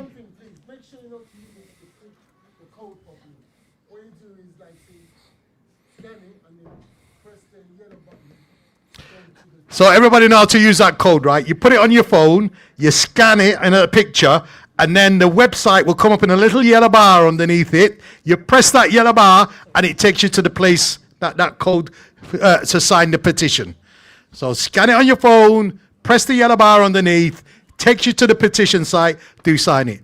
Now our next speaker, you know, so I got bare black women on the panel. You like that? Because we're doing the work, yeah. And it was an action meeting. Yeah, and so we've got people who carry the load. But we're going to move on, and our next speaker is another woman. Now, about 3 years ago, I was tootling on Instagram or something like that, and I saw a brand new company called Jamaican Valley Limited. Have you heard of that company?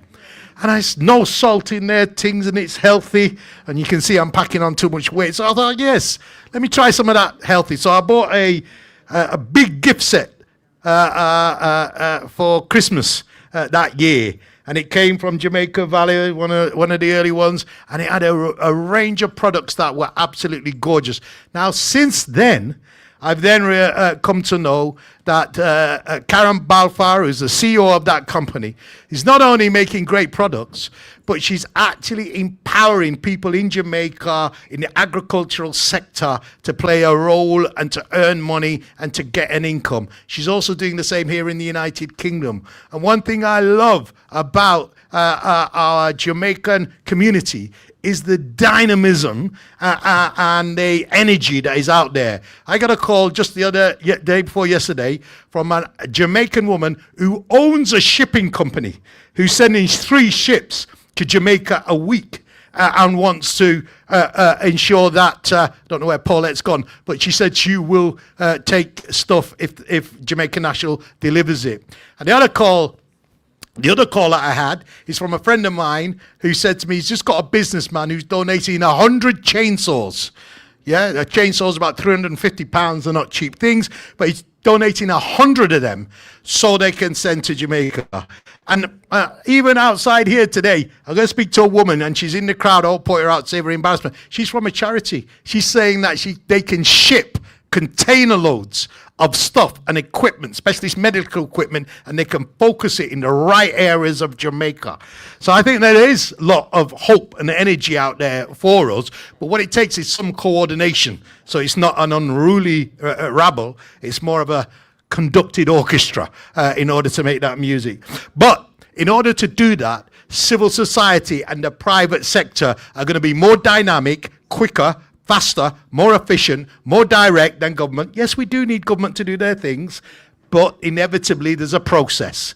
And what I want to encourage you to do, forget the process. Let's get the stuff to the people by the most direct means possible. Are you with me on that point? Yeah. All right. So in saying all of that, I give you Karen Balfour, Chief Executive of Jamaica Valley Limited. Hello, everybody. Actually, Jamaica Valley is not a new company anymore. Next year, we're 10 years old. So, yeah, it's gone quite quickly, but yeah. So anyway, good evening, everybody. I'm Karen Balfour, the CEO and co-founder of Jamaica Valley. So I know some of you probably use our products. And it's just really a blessing to be here tonight and stand among people who love Jamaica as deeply as I do. I wish I could say I'm bringing good news, but the truth is the hurricane has left a trail of devastation back home.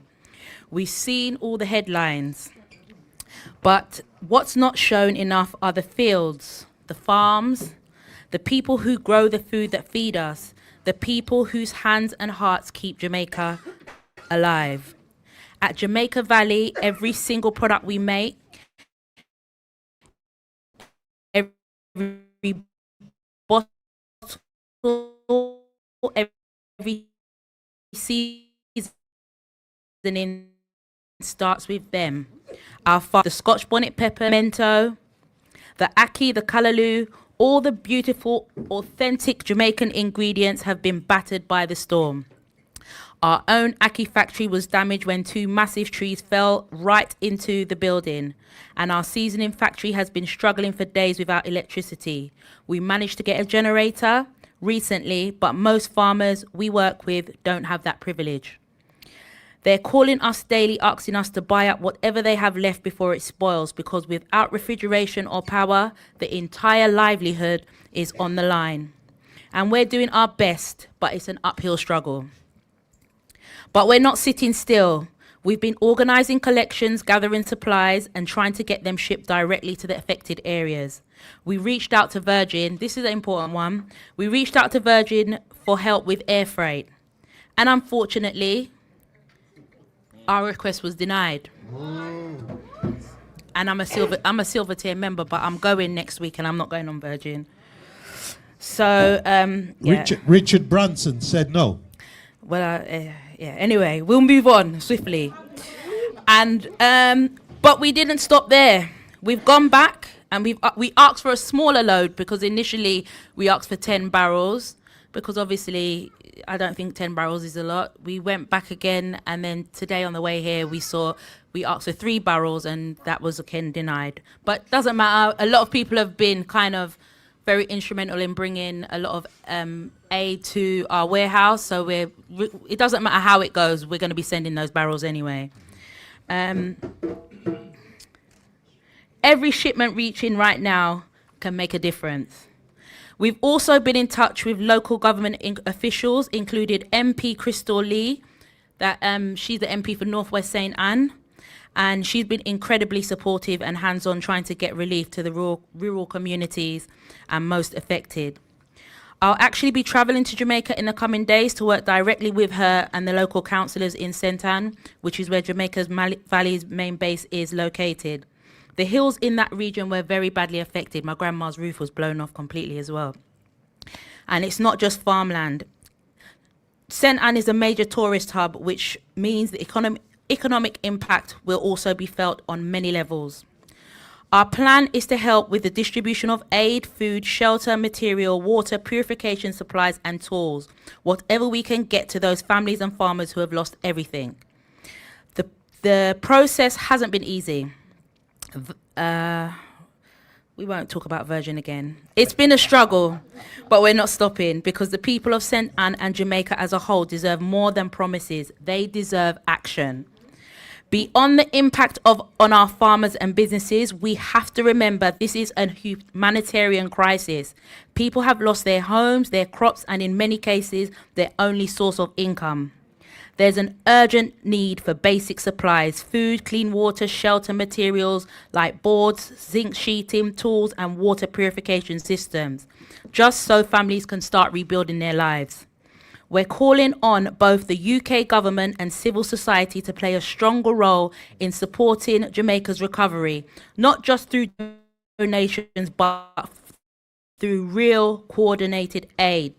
And just as importantly, we'd like to see conversations start around a humanitarian visa program, a pathway for those most affected to seek temporary refuge, build and return home safely when it's possible. Because this just isn't about aid. It's about empathy, solidarity, and human connection. Jamaica has given so much to the world. Now it is time for the world, and especially the diaspora, to give back. This situation isn't just affecting Jamaica, it's affecting all of us in the diaspora. When our farmers can't grow, we can't produce. And when we can't produce, our shelves here in the UK start to run low. And when that happens, the entire cycle from Jamaica's soil to your kitchen table starts to break. Every jar, every bottle, every flavour that reminds reminds us of home starts with a farmer back in Jamaica. So when we say support Jamaican products, it's not just a slogan, it's a lifeline. So tonight I want to ask everyone here to be a part of that lifeline. Support the businesses that buy directly from Jamaica. The more we can buy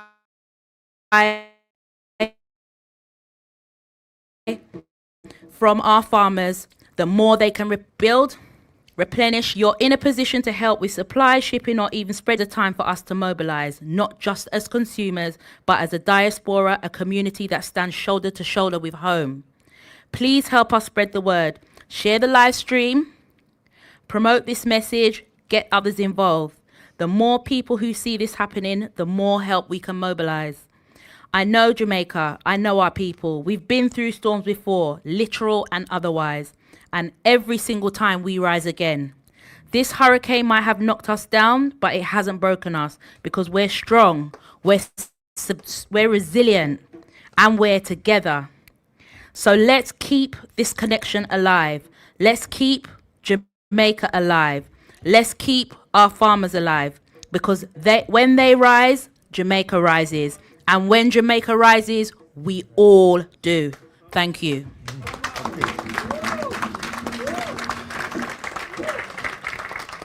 So important to keep that connection alive. By supporting companies like this, we're supporting people on our island. Don't buy them other fake brands that come with a pretty Caribbean island on the front, but they're made elsewhere. We know what we're talking about. We don't need to mention them. Jamaican Valley brand is my personal brand, and I ask you to endorse it, because we know that money is going to the right people. Thank you. All right, we're going to move on if we may. Dave Weaver is next, and we've only got a couple more, and then I'm going to open it up for people to make contributions. But Dave Weaver is the chair of Operation, as well as being a personal friend. Everybody knows Dave and I go way back. He's from Antigua, but somebody's got to be from Antigua, aren't they? He's from Antigua. And he's chair of Operation Black Vote, a personal friend of mine for very many years, and he's come to talk about why we're going to have to mobilize politically the black British citizen to put pressure on this government around some of the issues being raised today. Give him a round of applause. David Weaver.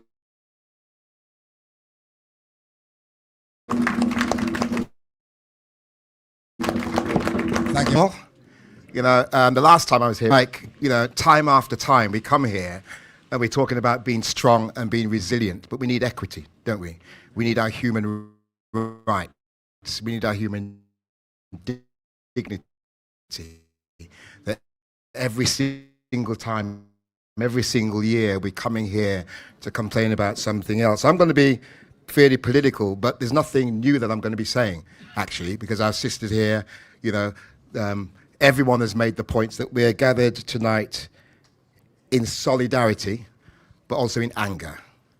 We are witnessing in Jamaica right now not just a humanitarian crisis, it's a moral reckoning. Homes are flattened, families are sheltering in churches, children drinking from contaminated water.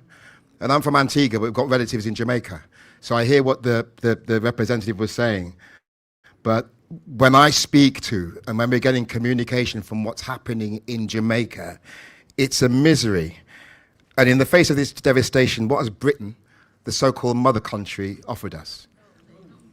2.5 million. Okay, they extended it to 7.5 million for the whole region. But it's an absolute disgrace. And I think whilst we're talking about the things that we need to be doing, the packages and so forth, and we need to do that, we also need to address it politically.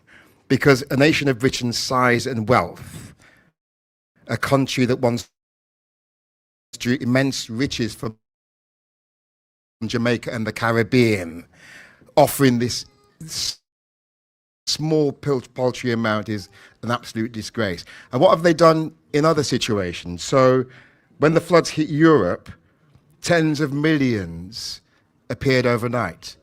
Just rest on that. Tens of millions appeared overnight. When the war erupted in Ukraine, this country mobilized millions, or billions actually, When wildfires raged, there was public donations and public campaigns. Hurricane, the worst it's ever experienced.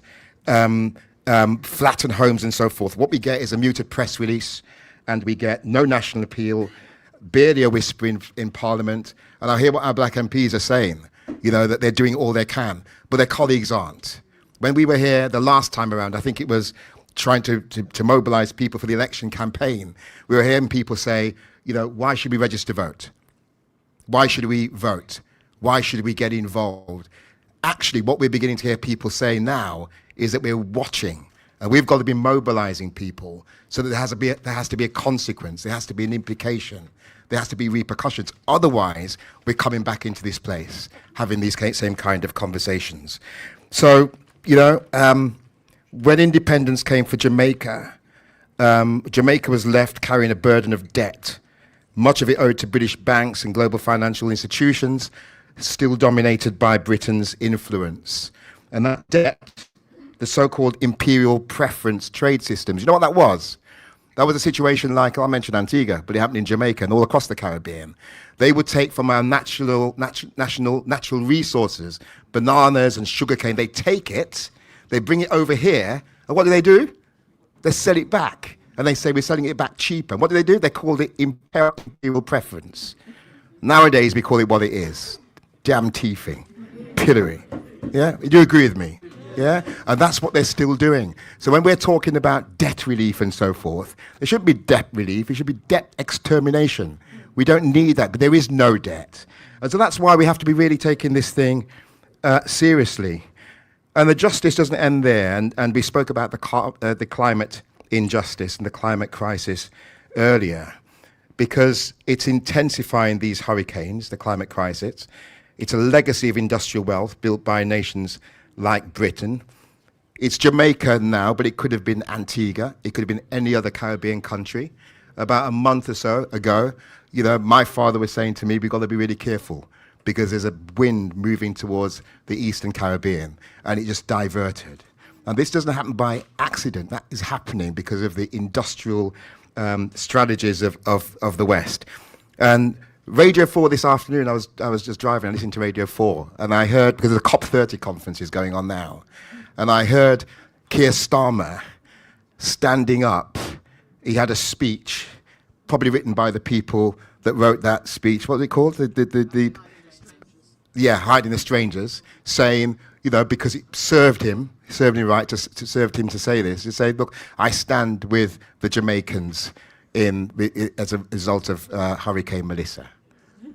I stand with Jamaicans, he was saying, as a result of Hurricane Melissa. We wanted him to stand with Jamaica with a big bag of money and increase that paltry 2.5 million debt. So Lee's looking at me because I know I have to reduce the time. But at the end of the day and in the final analysis, we can't accept this. We can't accept this. We can't accept a situation where we keep coming back to these meetings and not exercise the power that we have. And the power that we have is civic engagement and getting involved and determining how we use our vote strategically. We're coming up to the elections in May again. What are we going to do? Are we going to just say, and I understand it, I understand why people will say, what's the point in voting? I do get that. But what's the point in staying back and doing nothing? Yeah, we've got to hold our politicians to account. So what we're suggesting, what we're recommending is that there's an immediate increase in financial support, that we move from that 2.5 million to the 7 million, and there's something commensurate with the scale of the challenge. Some of the organizations we've been working with are talking about 50 million. But there has to be that because it's generational. Even at the point where we have people saying, it's getting better in Jamaica now, it's still an intergenerational crisis that we've got to be addressing, and finance will do that. The other thing that we are saying is that there needs to be a humanitarian visa program. We want to talk to you about this as well. A humanitarian visa program to allow children, the elderly, and the homeless relatives of British Jamaicans to come here temporarily. Do you agree with that? Yeah? It's something we need to do. And we know what the climate is like now with reform and the others. You're talking about anybody coming into this country. The politicians and even the government that are supposed to be left-wing or centre-left and so forth are going to move against that. I think that's something we need to be saying. Because when you and I are ringing Jamaica and establishing what is going on, and children and the elderly suffering, we can't allow them to stay there. We want to have a program where that can be addressed. And the last piece is around, and Nadine, this might be something that we talk to you about, a national appeal led by the government, major broadcasters, black journalists, which has been done elsewhere to show that Jamaica suffering matters. So the media, as you're saying, it's not being addressed, it's barely in the news. We need major broadcasters to be doing that. So I end by just saying thank you very much again. Let's keep this fight going. Let's not allow a situation where we're just coming here again just to talk about these issues and we haven't done anything about it. And I'm saying to you, get involved. Use your vote, use your right to vote, and hold these politicians to account. Thank you very much.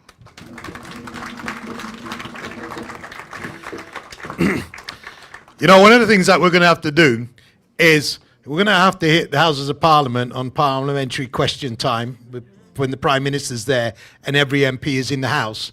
And we have to drag every MP out of that chamber to come and answer the question, why are you not increasing aid to Jamaica?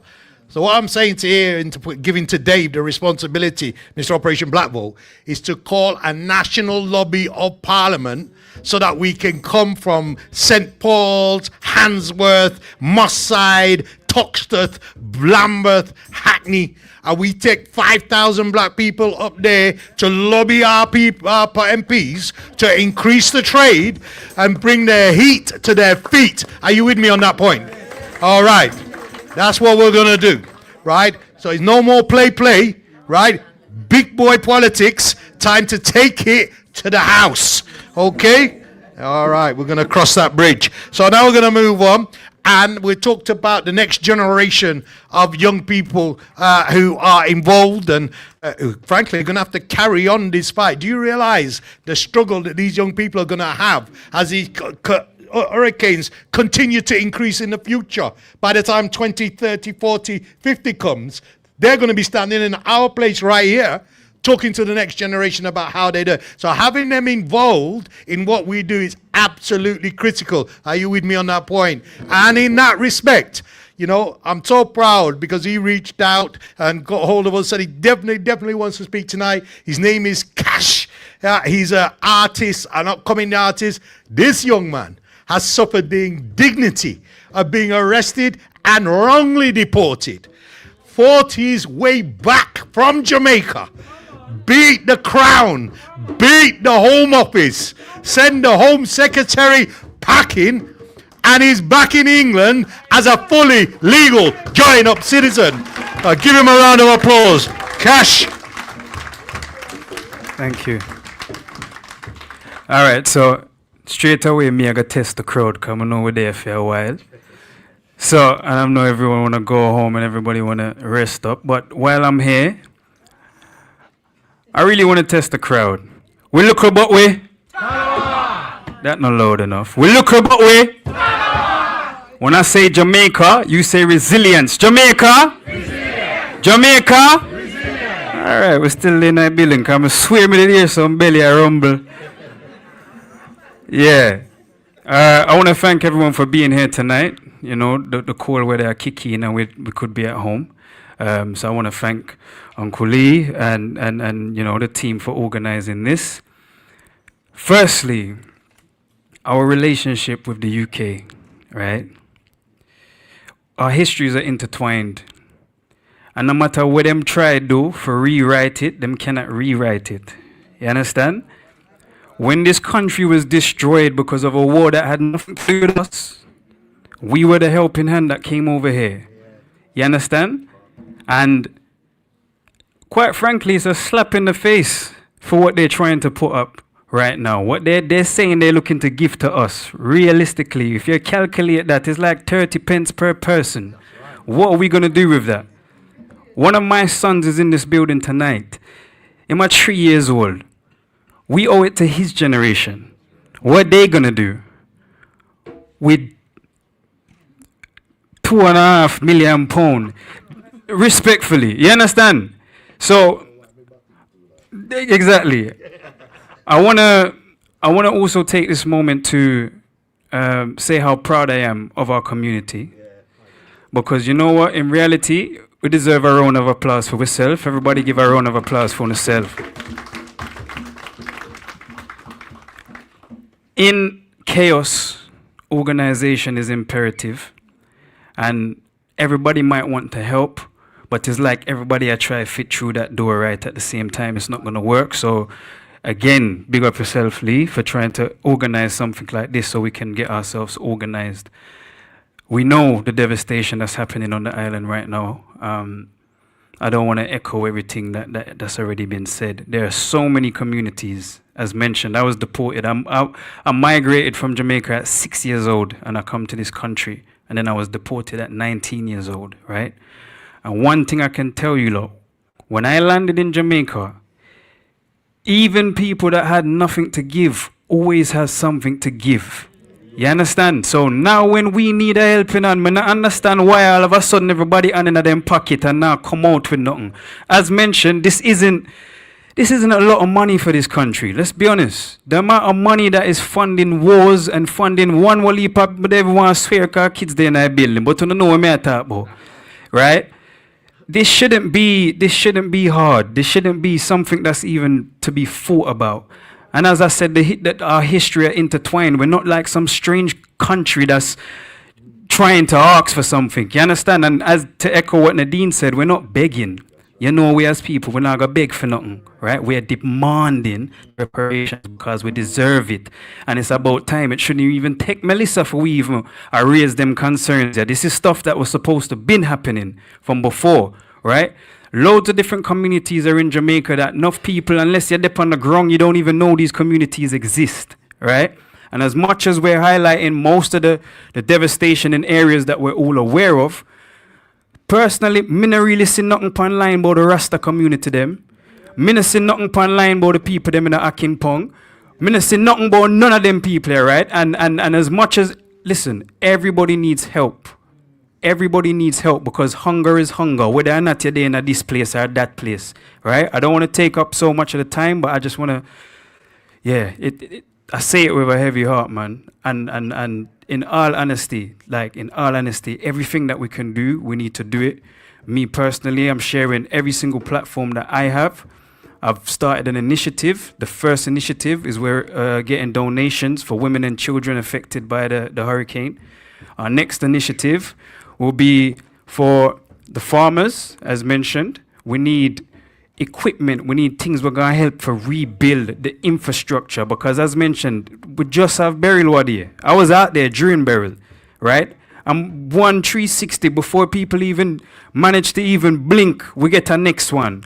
We can't go on and pretend that we don't know there's going to be more, right? The reality to it is, it's 2025, no zinc fence, no zinc house not supposed to dare Jamaica.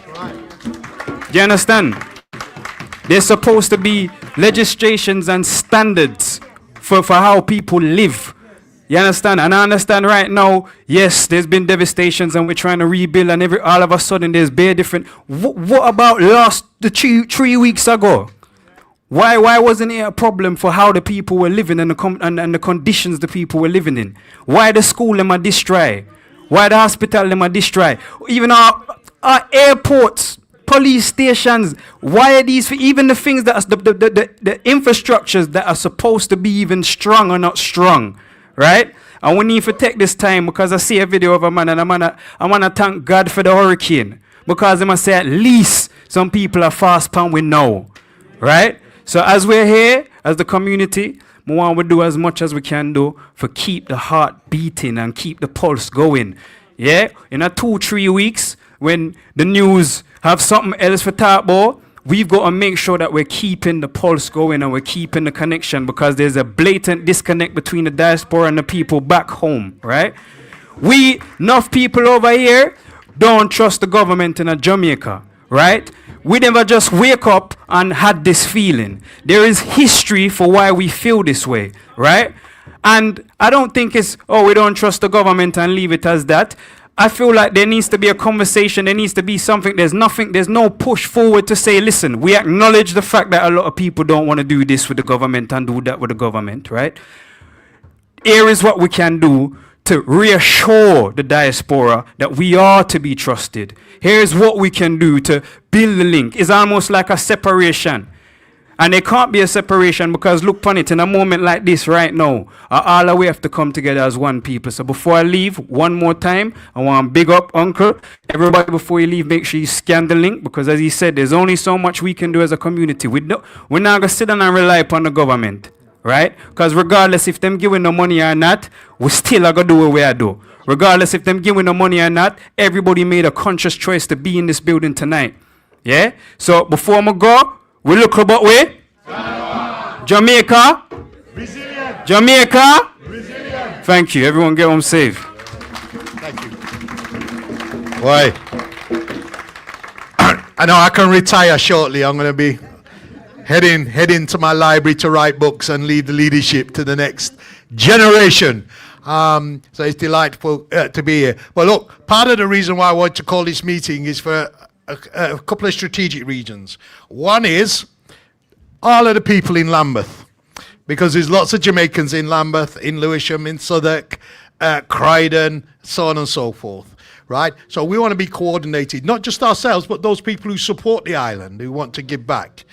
But it's incredibly important that we try and coordinate something so we all know what we're doing. And that's why I've called on the council. I invited Claire Holland to be here, the leader of Lambeth Council tonight. She couldn't make it, but she sent a cabinet member, Donatus, to be with us. Because I want to know what Lambeth can do to support this effort of the civil society and businesses right here in Lambeth, where this is a big issue. Now, it'll be a big issue because local elections are coming up in May. So these politicians are going to be knocking on your door in a few months' time, asking for your vote. And now is the opportune time to make sure that all those politicians understand we don't save Jamaica on this one, then your party isn't getting our vote. It's just as simple as that. It's as transactional as that. You've got to have some humanitarian. Now, I know that the council is already starting to think about these issues. So that gives us hope and encouragement. But you will know, and they will know, the history of Jamaicans in Lambeth from the time of Windrush and prior, when we were sleeping in the bunkers at Clapham Common, when we were clearing the streets of Teddy Boys, yeah? Rude Boy took on Teddy Boy, and it was 1-0 to Rude Boys, and they're gone, right? So we know the history of Jamaicans in this country and in this city and in this town. And I would expect our council to say, you know what, we're going to endorse whatever civil society is trying to do to help. We will open up our community centres. We will encourage people to donate. We will platform what you're doing in terms of civil society groups. We will give platform to people like Nadine and Cash and others here tonight to platform their voices in relation to what we're doing. And that's why I asked the council to be here. I also invited the Mayor of London's office, because what we can do in Lambeth, we can do together with Lambeth, Southwark, Brent, Hackney, Haringey, and all the rest of the inner London boroughs where we've got a lot of our community. And if the Mayor's office helps us consolidate and organise that, that means we can call a London-wide conference at City Hall with thousands of our people from across the capital coming together to get strategically aligned for this fight. You've heard it here today. It's not going to be over in 3 months. It's not going to be over in a year. We're going to have to be here from now to the next general election, keeping this as the #1 political priority for international aid and development. So I'm delighted Donatus could join us tonight.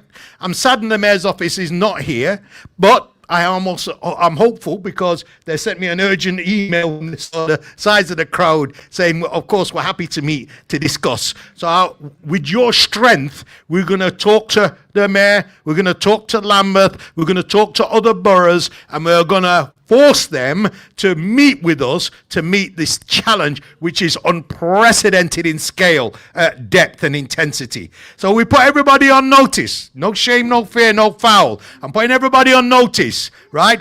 Do not put Jamaicans in a corner on this issue. Do not do it, because you'll live to rue the day that you awaken the lion that is inherent in every Jamaican. We little but we what? We little but we what? So with that, and I'm delighted he's here, and notwithstanding what I've said, I do know the council are making efforts. I also invited Brixton Improvement District here, because I think we spend enough money in the town centre there with those traders, right? So they should be here. Now, they couldn't be here tonight, but they too said they're willing to meet. So after tonight, we'll be taking our message to the council. Hope Donatus will facilitate that. We'll be taking it to the mayor's office through Debbie Weeks Bernard, the deputy mayor. We're taking it to the prime minister with the petition there that you can see, and we'll call in this Black Day of Action for this national lobby of Parliament. Are you feeling that power already? This Black Day, you know where that comes from, right? The Black Day of Action. You know where that comes from? When New Crossfire burned down 13 of our people in a mass racist attack in the early 80s. So when I say Black Day of Action, you know there's no ramping with that. That's a serious proposition I'm putting you. So we are going to Parliament. We're going to go in our thousands. We're going to make them rue the day that they turned us down on this international development thing. But in the meantime, I'm delighted to introduce Donatus from Lambeth Council, who's going to speak to us. Hi, Donatus. Hi, Lee. I think things go down now, because after our wonderful sisters have spoken, then you've seen the men here. Then, you know, again, this young man has given me more of hope than anything else. Again, Jackie, thank you for all your contributions. And of course, I'm Nigerian, so Jamaicans are Nigerians. Whether you know, so, you know, I'm not 99.9% certain. I'm 100% certain Jamaicans are Nigerians. Oh, Lord, order.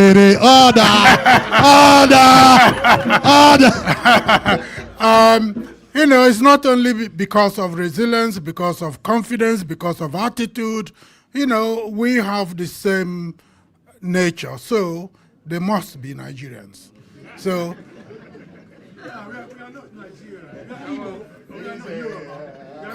well, I'm Igbo. No politics, please. Yeah. So, you know what? The reason why I'm saying this is, your pain is equally my pain. Your pain is, particularly in Lambeth, we say we are a borough of sanctuary. So issues in relation to what you mentioned, in relation to giving individuals access and welcoming and everything else, that's what we are. And that's what we say we are. We also say we are a borough of equity and justice. So within those principles, of course, that is why when the hurricane happened, we started the conversation in relation to how we support the Jamaican cause. That is why we're also saying within, if you get Love Lambert that's coming out very soon, we have clear what we are saying is our residents and our own to contribute and support the cost. I'm also absolutely certain that we will be working with our partners across, and the leader have told me she will be lobbying, she will be having conversation with our local MPs, she will be having conversation with colleagues in London Council. She is very much involved in that to see how we can absolutely work with our Jamaican cousins, relatives, neighbors, to make sure you are not alone. If the Prime Minister said he stands with Jamaicans, I'm grateful to hear that, and we will be remembering, and we will be saying, if we say that, we have to honor it. So, and I think here in Lambert, we will be working with our residents, our communities to support from the diaspora to the land that is in pain at the moment. I also made it clear in my social media, and I said Jamaican pain is our pain. So there is no division.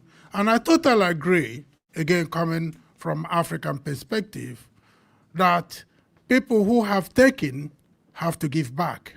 And I'm not in any way disagreeing with you.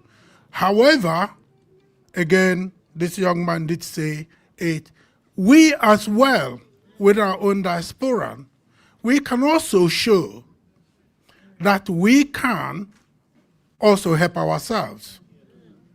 When you talked about Virgin, and I'm thinking, this is something we should be having a conversation with Air Peace in Nigerian carrier. And I'm thinking, if Air Peace is also traveling everywhere, why can't, instead of us going to Virgin, we should go to Air Peace? And again, and I said this, one have had me say this, who owns Gatwick Airport? We do. Isn't that, of course. So again, we should be also asking those questions. So let us say we can our own selves to get our own respect and start asking our own people, what are you doing when we are in these difficulties? And this is where collectively we should start making demands to our own selves. If you own Gatwick and our people are struggling to ship things, stand up and come and help. Yeah? This is absolutely, collectively, myself, my own political colleagues, and people like, you, Lee, we should be calling these people. I used to fly Virgin, I stopped. I used to fly BA, I stopped. I only now fly Air Peace. If you're African carrier or Caribbean carrier, I fly with you. That people we give money, we should be asking them to pay back. So what I'm saying is, we should be inviting Gatwick, our brother who runs it, we should be inviting our carriers to say, our people are in difficulties. How can you and us show us, let us be proud within ourselves. I'm not saying the council shouldn't help, I'm not saying the government shouldn't help, but for us to make them saying, oh, they're becoming strong enough, you will see them saying, oh, what can we do to support you? And I think I have been around enough to say, if we start helping ourselves, their own attitude will change. Yeah? I will be with you. If that question needs to be asked, I am willing to be there where we ask those questions. And again, your pain is our pain, particularly being Nigerian. Thank you. Thank you. Well, we've massively run out of time, guys. We massively run out of time. There's two things that I think are important. Is one, everybody is either signed up to the Eventbrite or that page, because we're going to email you after this meeting for next steps. The next steps are to bring some key players, like your Nigerian airport owner, like the guy that's sending 100 chainsaws, like Karen from Jamaica Valley, people who can move at scale, like yourself. Bring them together for a stakeholder meeting so that we can begin to say who can do what to begin to address some of these logistical issues. So we're going to do that. We're going to talk to the mayor's office about him endorsing a fundraising campaign London-wide from the mayor's office, channeling money to get these immediate supplies where we need to be, the least he can do. And we're going to continue on the pressure on the Prime Minister with this National Black Day of Action, where we're going to take these issues to number 10 down, not number 10 down the street, the Houses of Parliament. So those are the three very big things that we're going to do for today. Now, let me say this about helping ourselves. The African and diaspora has been absolutely amazing in response to this hurricane. So it's not about we should be helping ourselves.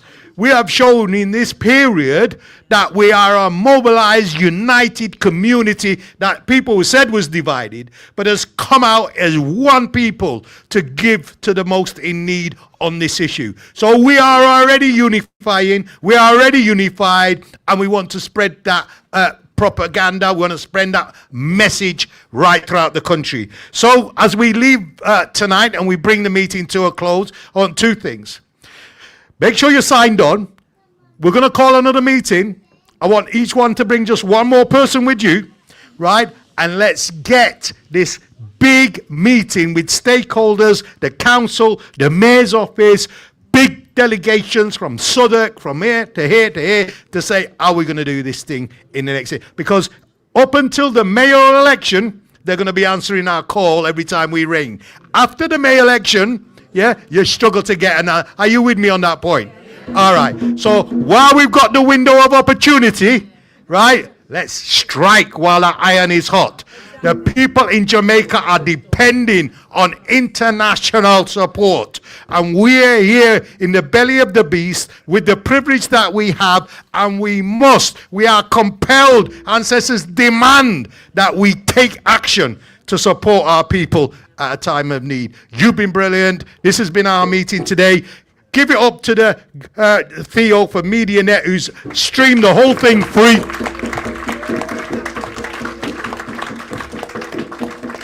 Can you give it up to the people from my office and Lambeth School Patrol who've helped out to organise the meeting? Give it up for Elaine, who's the host of the meeting in the Caribou Centre. And most of all, give it up to yourself, because you've responded, you've turned up. Now, let's go and take the fight to the people that need to hear it. Thank you very much.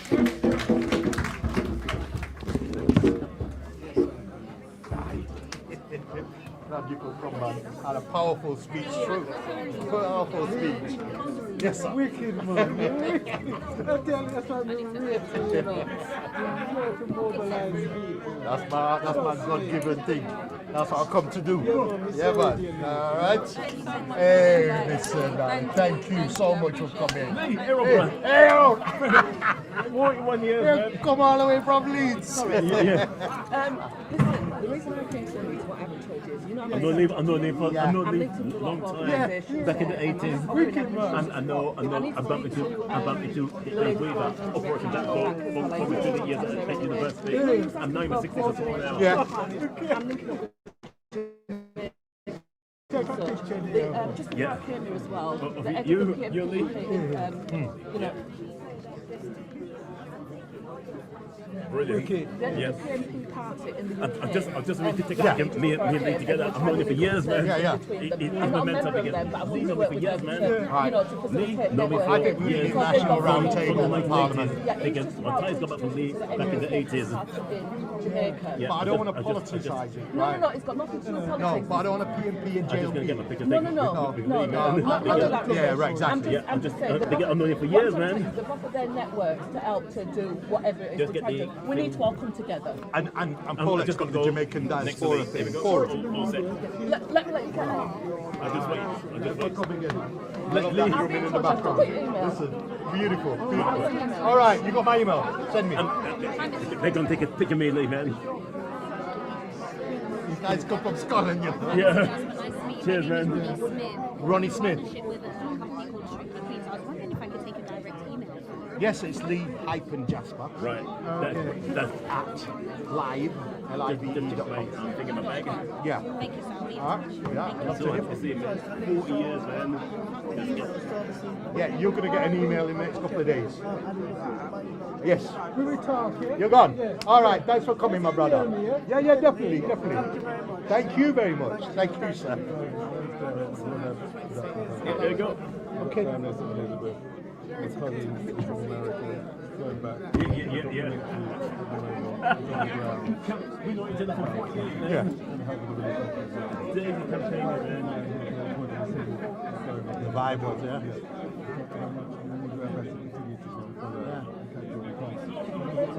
Yeah.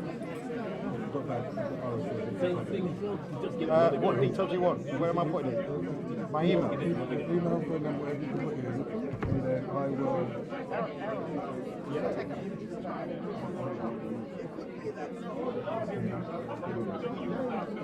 Yes. I want you to take a picture of me and Lee. That's my email. Just send me an email tomorrow, and my PL will come straight back to you. Right?